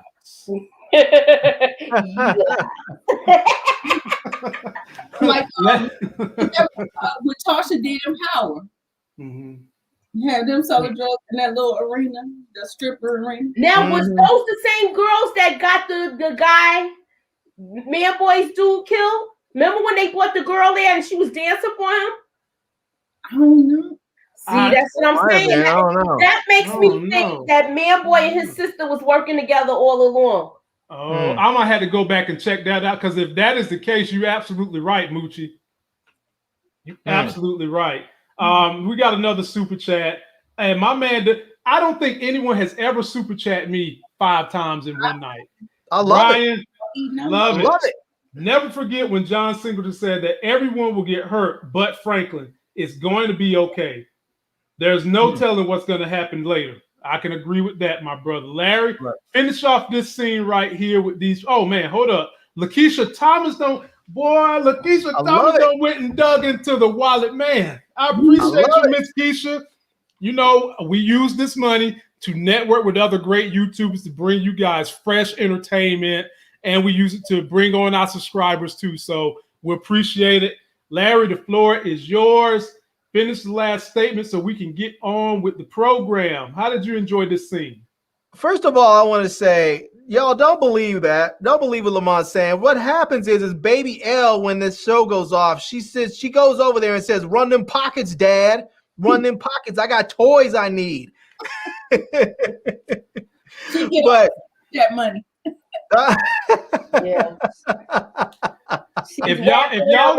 If you really want to know what goes on with me and baby L and how I run this house with the iron fist, you can follow me on Instagram, you can follow me on Facebook, and you can see all the pictures I post of how I run the house and how the baby follows me around. But go ahead, first of all, what we should note is that iron is very, very brittle. That's right, because what I meant to say was vibranium. Thank you. I meant to say a vibranium fist. That's what I meant to say. Yeah. Oh man.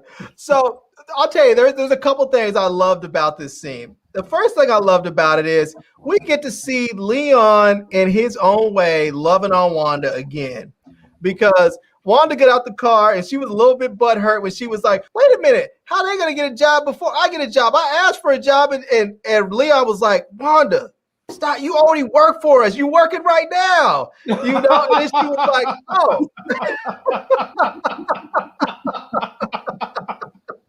Oh yeah, that was funny, man. It was like, damn, how ditzy are you, Wanda? My God. I love that part because Leon he loves that girl. She could be as dumb as she could be. She could be as crackhead as she could be. And he just loves him some Wanda, and I love that. So, but the other thing I loved about it too was looking at this was when they said, and we're just supposed to believe this, like Leon's not mad. Franklin was like, Jerome's not mad. And he said, "Oh no, Jerome's mad." He was like, "No, he's mad. Just if you don't take the deal, basically, or whatever, Jerome's gonna go ahead and do you, But I feel like with these girls, when you hire them, you can't just set them out. You can't just set them loose. You're gonna have to give them some training.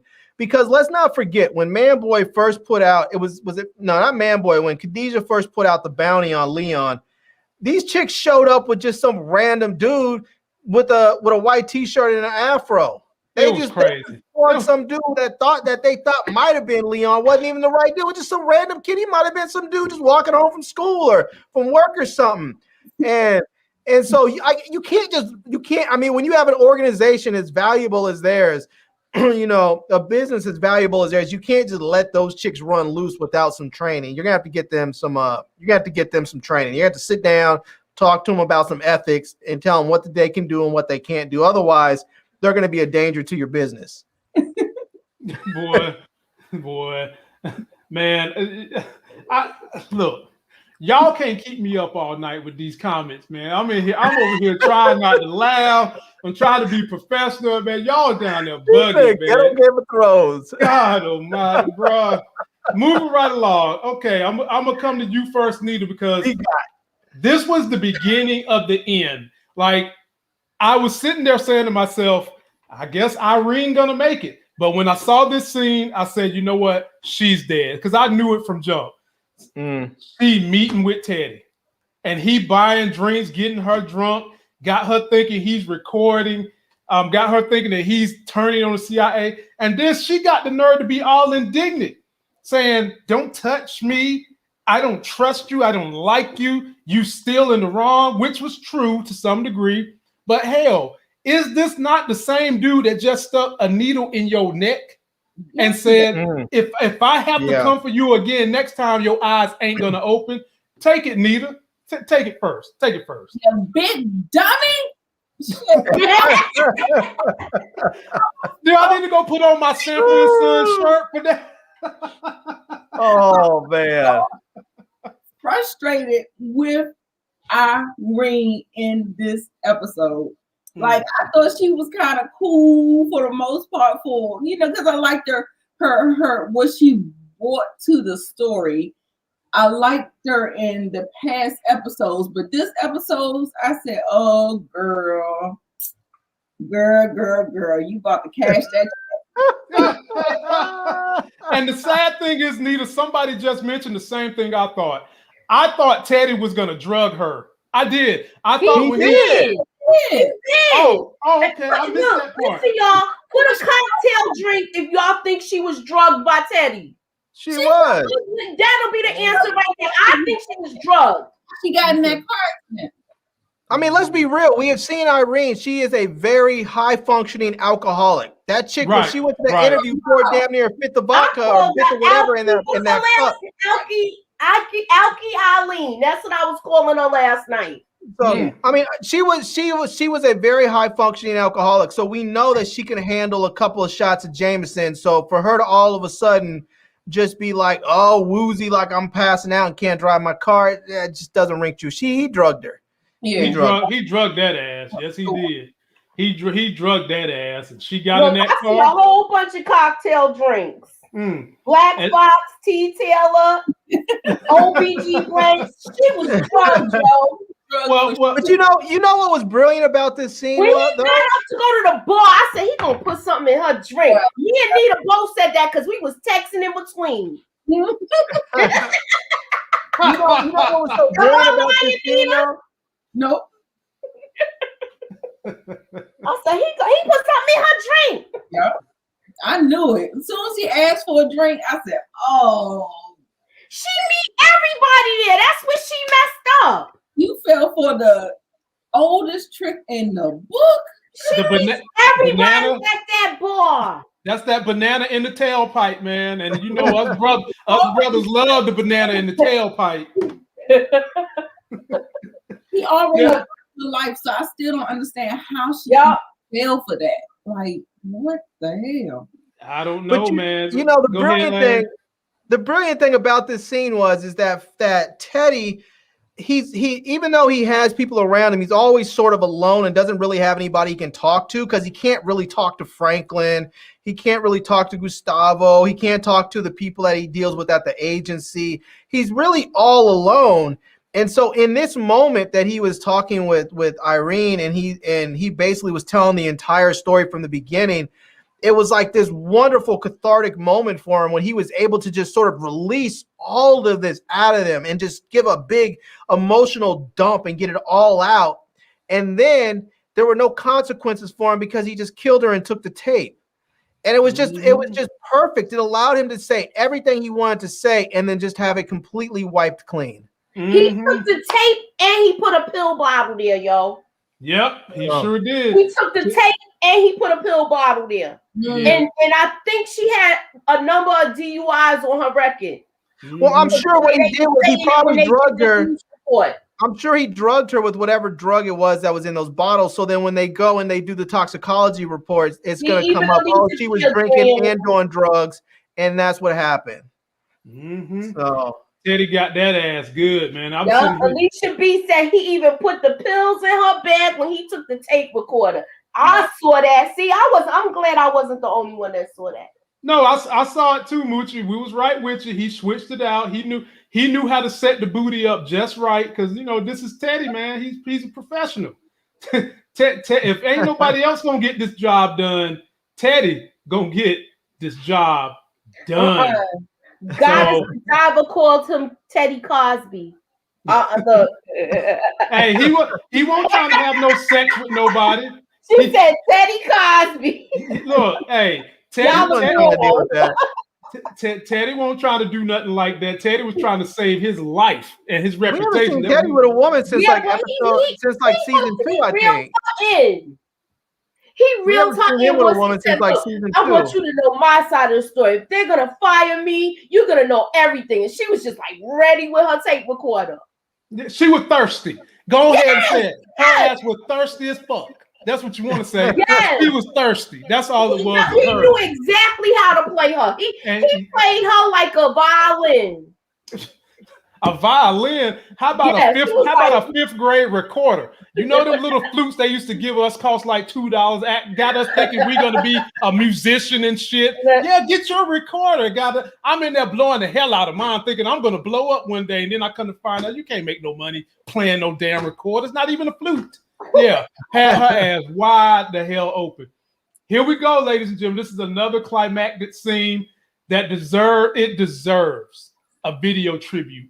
And we're going to play the video one more time, and then we're going to break it down. Big motherfucker. I told him not to push on trying to get to that plug. That nigga don't listen to nobody.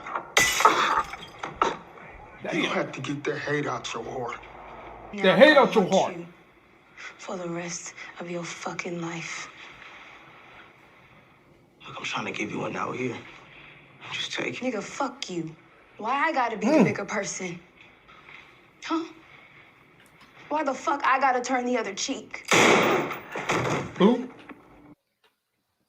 I gotta admit, when she acted her butt off in that one particular scene.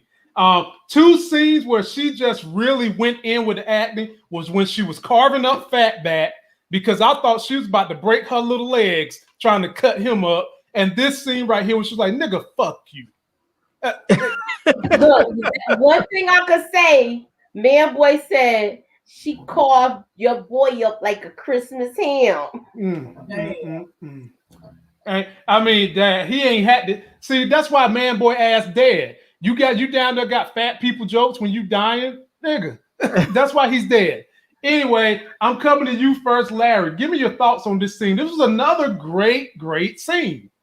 It was. This is one of those times where I said I think that this is where we're gonna know that Leon's gonna make it through this, because I think Leon is repentant. He's sorry about what he did. He's not. I mean, he's the type of person that writers keep around in stories because they are not the bad guy. He's a complicated character in some sense because he can be violent, he can be murderous, but at the same time he has a conscience, and he didn't like what he did, and And we're seeing Jerome on the other side going down a very, very dark path. And so, yeah, I mean, Khadijah, she had the opportunity to get out of this alive, I think. And she said, why do I have to be the bigger person? I think right in that moment, Jerome answered the question. You don't have to be. You could just die. He sure did. That was it. You don't have to be the bigger person. You could walk away from this and agree to just call it even. Or since you don't want to do that, since you want to be up there, and since you want to talk about why do I have to be the bigger person, you don't. You can just be dead. You can die with your anger. Well, you can die with that anger in your heart, as Scully said. So, You need to get your hate out. But we even see this. Even in that moment, we saw Leon just like leaning down there, just like he was sort of angry with Jerome in that moment. Like, why'd you have to do that? Why'd you have to do that? What was going to happen? She said she did just like what do you remember when Franklin killed the neighbor? I forgot his name, the cop. Andre. Andre, he said, "I'm gonna keep hunting you down," and that's the set that she said basically the same thing Andre said. Basically. And they ain't have a choice. Yeah, but I think that look, you pulling the trigger yourself once she said that. At the I end think of Leon's going to be okay. Leon's going to be tortured by that for a while, and he may think about it every now and then after. But I think because he is really repentant, and he tried to make amends. He apologized. So what do you want? You know, he apologized. I think he tried to make amends and he did apologize. I think in his mind, at some point, he's going to say, "Look, there was nothing else I could have done. What I did was done, and I can't take it back. But I at least was trying to get her out of this alive, and she didn't want to take that path. I think he's going to be okay." Now, Jerome, on the other end, that's a different story. At the end of the day, why you say Jerome is a different story? Because Jerome, they're taking him down a very dark path, and I think he's going to get killed. I don't think he is. I hope not. I hope not. Listen, we know from Power. You remember Tariq was going down the dark road. Who got killed? Raina. Why do I have an echo in there? You're all right. Oh, you don't hear echo? Because I hear echo. Nah, we can hear you. Oh, okay. You know, I always think the good people die first, not the bad people. They may die alone. So you think Louie gonna die before him? No, I think Leon's gonna die. I think things is gonna go left when they go back to Little Rock. Leon I think Alton for sure. And y'all got me on the fence with Sissy. But that thing about Khadijah saying that she was going to haunt him for the rest of his life, Leon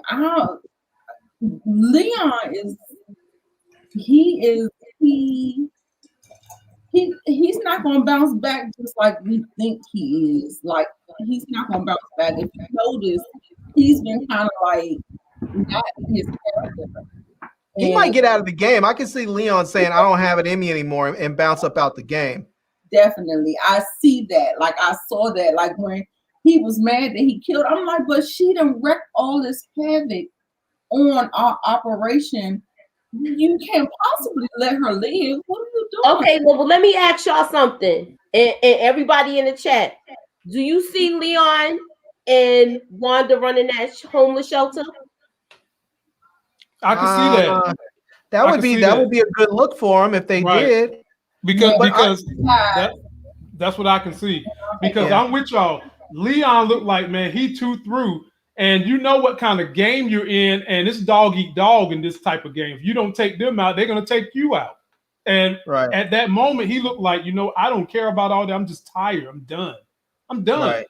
He got down there and he was very conciliatory while she's down here on her deathbed. Do y'all see Leon and Wanda running the homeless shelter? Because I think the father's gonna die. Yeah, for sure. Yeah. I don't think the father's gonna die this season. I think that I don't either.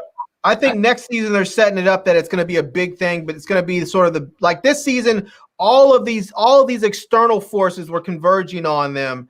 And I think next season it's going to be all the internal stuff that's going to start that's working on tearing apart the organization. And I think part of that's going to be dealing with the CIA and Teddy and them. And I think because of his father and his relationship, I think we then might see his father die next season, probably by the hands of the CIA. And then Franklin has to deal with that. Like, how do I keep working with these people who killed my dad? Okay, OBG Blank said Leon's gonna bounce back and become more gangster. Nah, I don't see it. We'll see. All right, Moochie, we're getting down to the home stretch. Here we go. Oh boy. Alton decides to show his face at the hospital because he loves him some Sissy, and Sissy loves him too. But while he's up there trying to talk to Sissy and make light right with Sissy, look who pops up and look like he done been in a damn war. And he's like, Jerome put them hands on him. He's like, bro, you don't right. You know, he looked like he done fought every Avenger possible, and he only fought Jerome, and Jerome was holding back. That's what make it even worse. His head though. He went to the doctors. He been to the hospital. How he get them sutures on his head? He put some band. No, those are just butterfly. Those are just butterfly stitches. Tanasa probably was at the house when they came there.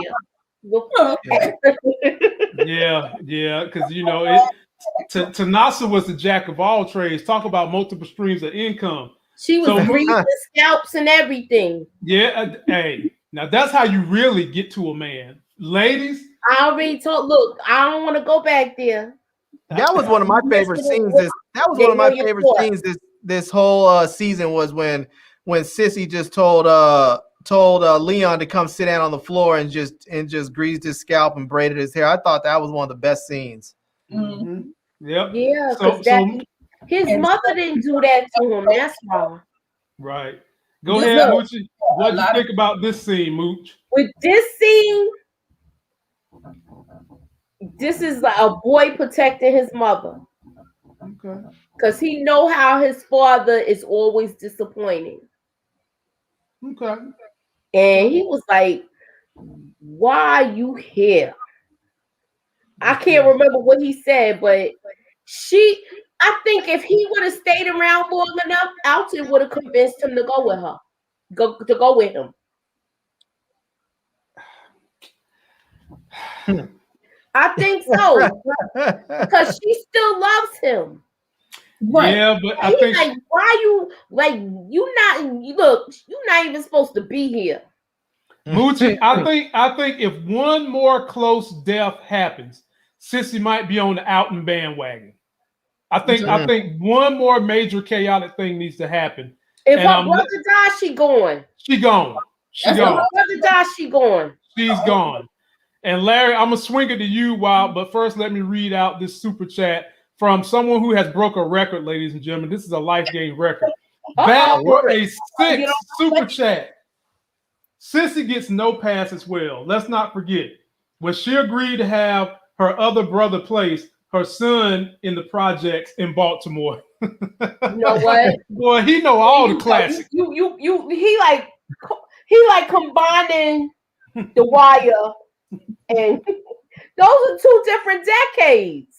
Well, if we're gonna combine shows like that, can we hire SWV to go work at the P to protect Mississippi? Down in the you know what? I can't wait till we do that show. Oh, I can't wait. That's the next show we're gonna be doing when that come on. We're gonna have the panel for this, Lamont. Let's just put it out there, Lamont. We need a panel for the pink. We got to have a pink panel for sure. We gotta have a panel for the pink. Crooked letter. I want somebody to put something pink up in the comments if y'all want to see this panel for the pink. Yep, you're gonna see this panel, and Sharonda going to be joining us on a couple of those too for P Valley. But Larry, put your spin on this scene. What did it invoke in you mentally? I mean, I called this scene. I said this a while ago that this was going to be some Shakespearean stuff where you have this Oedipus complex where he's going to displace the father and be and not that he's becoming intimate with his mother, but he's going to displace the father and protect his mother like that. And that's what he sees he's doing. Like when his dad said, "I'm here to check on your mother," and he said, "That's not your job anymore." He's basically saying, "That's my job." There you go. So, and I just don't think that Sissy, even though she's sort of in that boat, she realizes that she's a gangster now. She's not really willing to walk away from all this. I think it's just a matter of time before she recognizes there's no legitimate path for her in here. And so she's either going to have to fully and entirely embrace this lifestyle, or she's going to have to walk away from it because there is no gray area. She can't play like she's a businesswoman with dirty money. She's just a gangster, and that's it. Mm-hmm. All right. You saying it's cut and dry like that, but at the end of the day, that's her boy. That's her son. She's not gonna leave her boy. I hear what you saying, Larry. She's not gonna leave her son. We'll see. Nita, what did you think about this scene? It's okay. Larry be tripping me out. He keep talking about she a gangster. She a gangster. She is. She is complicit. She doesn't have any bodies on her yet, but we don't know what's going to happen next season. She might. Okay, so let me ask you this, Larry. You think she's going to kill somebody? You think she's going to kill somebody? I think she definitely has it in her, yes. You cannot say that. I can't see that happening. Oh, I can say it. I just said it. I fully believe she has it in her. Larry, you've been calling. In fact, I wouldn't be surprised if Teddy got killed. I wouldn't be surprised if she was the one that killed him. All she is complicit. Just like you know what? Nah, if anybody killed Teddy, it's gonna be Alton. Nah. Look, when I agree. They showed a little bit of the coming attractions. Nah, it's too obvious. He got a gun like stuffed in the car door in the handle part. Really? Yes. It's too obvious. Look, they showed it to us because they want us to. They want us. You know how you see your little breakdown videos? Look it up. I saw it, and we're gonna break it down. And he knows how he do. Yeah, it's too obvious. I think gonna slow it. I think if anybody's gonna kill him, if anybody's gonna kill him, it may be that Teddy comes for Franklin and Mama Bear does what she does, protect her son, and that might mean that she's gonna catch a body by taking out Teddy. I think that if she's gonna catch a body, that's probably how it's gonna be this season. You think she's gonna catch a body this season, Larry? No, I think it. No, like I said, I think all this is gonna happen next season. I think next season's where we're gonna see all this stuff play out between Franklin and all of them and the CIA. I think we're pretty much done with people catching bodies for the season. I think next episode is going to be a lot of tying up of relationships for this season and building up to the tension of the CIA versus Franklin and them for next season. Yeah, if she kills anybody, and mark my words, if she killed anybody, it's going to be the guy that gave the money back. Because why would she do that? He's coming back because if he's insignificant, that's when she'll kill him. Nah, he's insignificant. Nah, I think he's coming back because that's like a dude that's connected. He's clean, he's connected and everything. There's no and for some reason I think those two is going to get together. There's no motivation to kill him. I mean, if they get together and her son is threatened, she's gonna kill him. But he's not threatening her son. No, but I'm just saying. She's saying if it happens next season. Like let's say, because listen, he gave the money back this season, right? Get back. Now that listen, y'all, hear me out all the way. The story is dead. As far as with now that this girl is dead with the DUI and everything, right? Y'all hear me? You listening? Now that she's dead, everything's gonna go back into motion, right? Y'all hear me with this? Hey Moochie, hold on a second.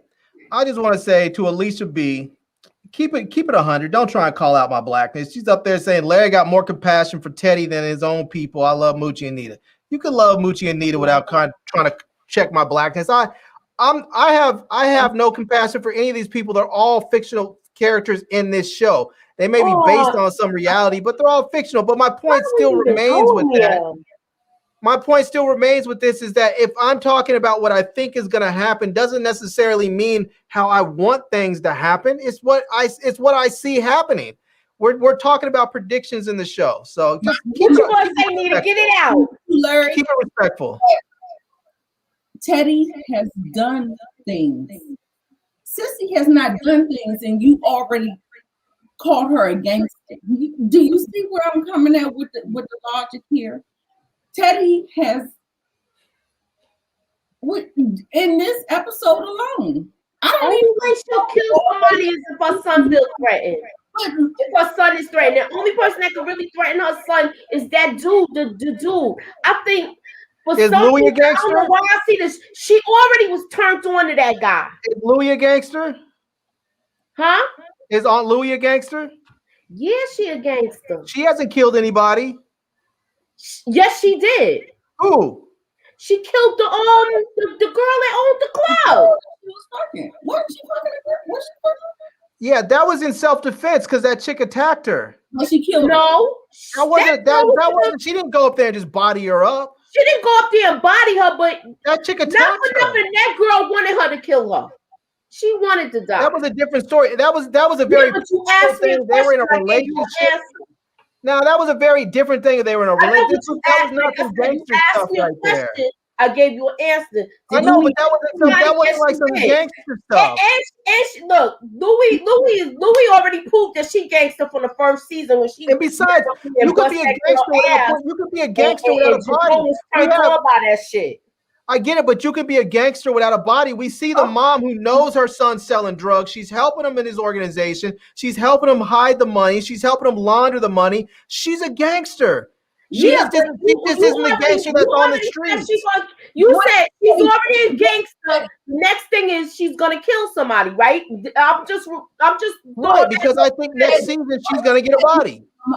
Larry, what is Terry? What is Teddy? Put a label on him. What is Teddy? Teddy is an active CIA agent. He's working for the government. He gangster too. Gangster.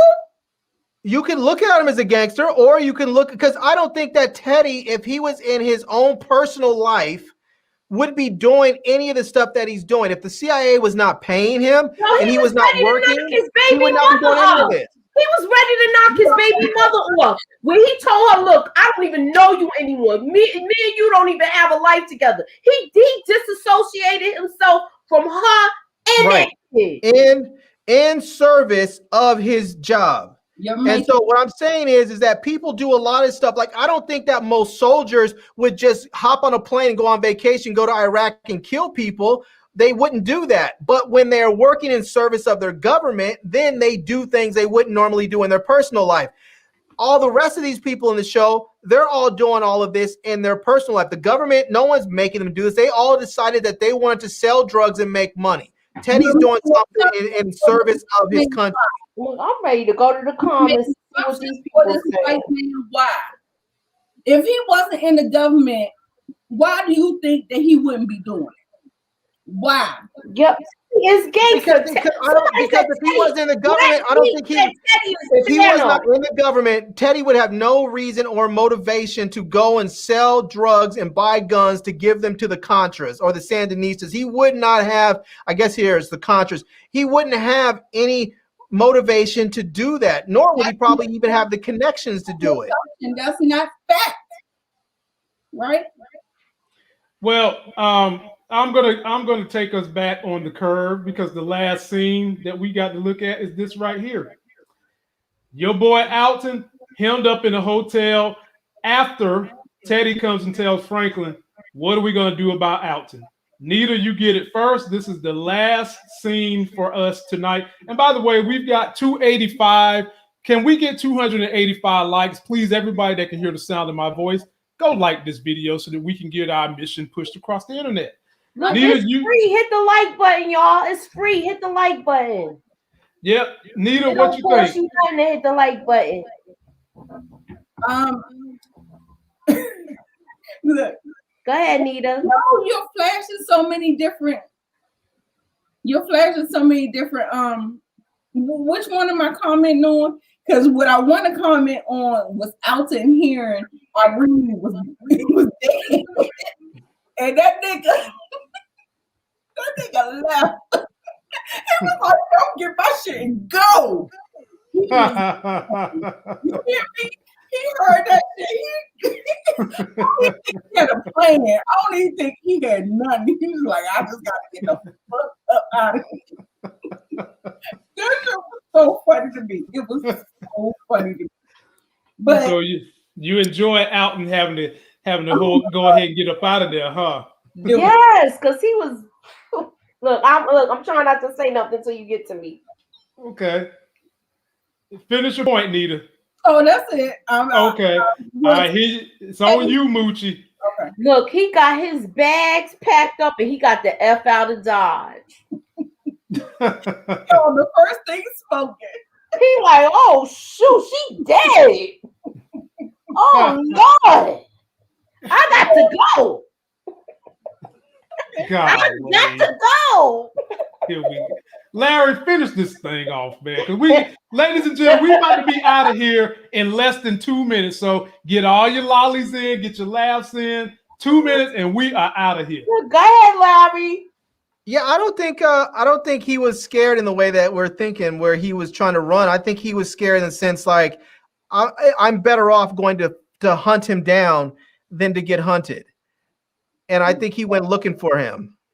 I think he went looking for Teddy instead of having to worry about looking over his shoulder. Mm-hmm. Okay. Well, that's nice, short, and sweet. Ladies and gentlemen, we are very grateful that you all came.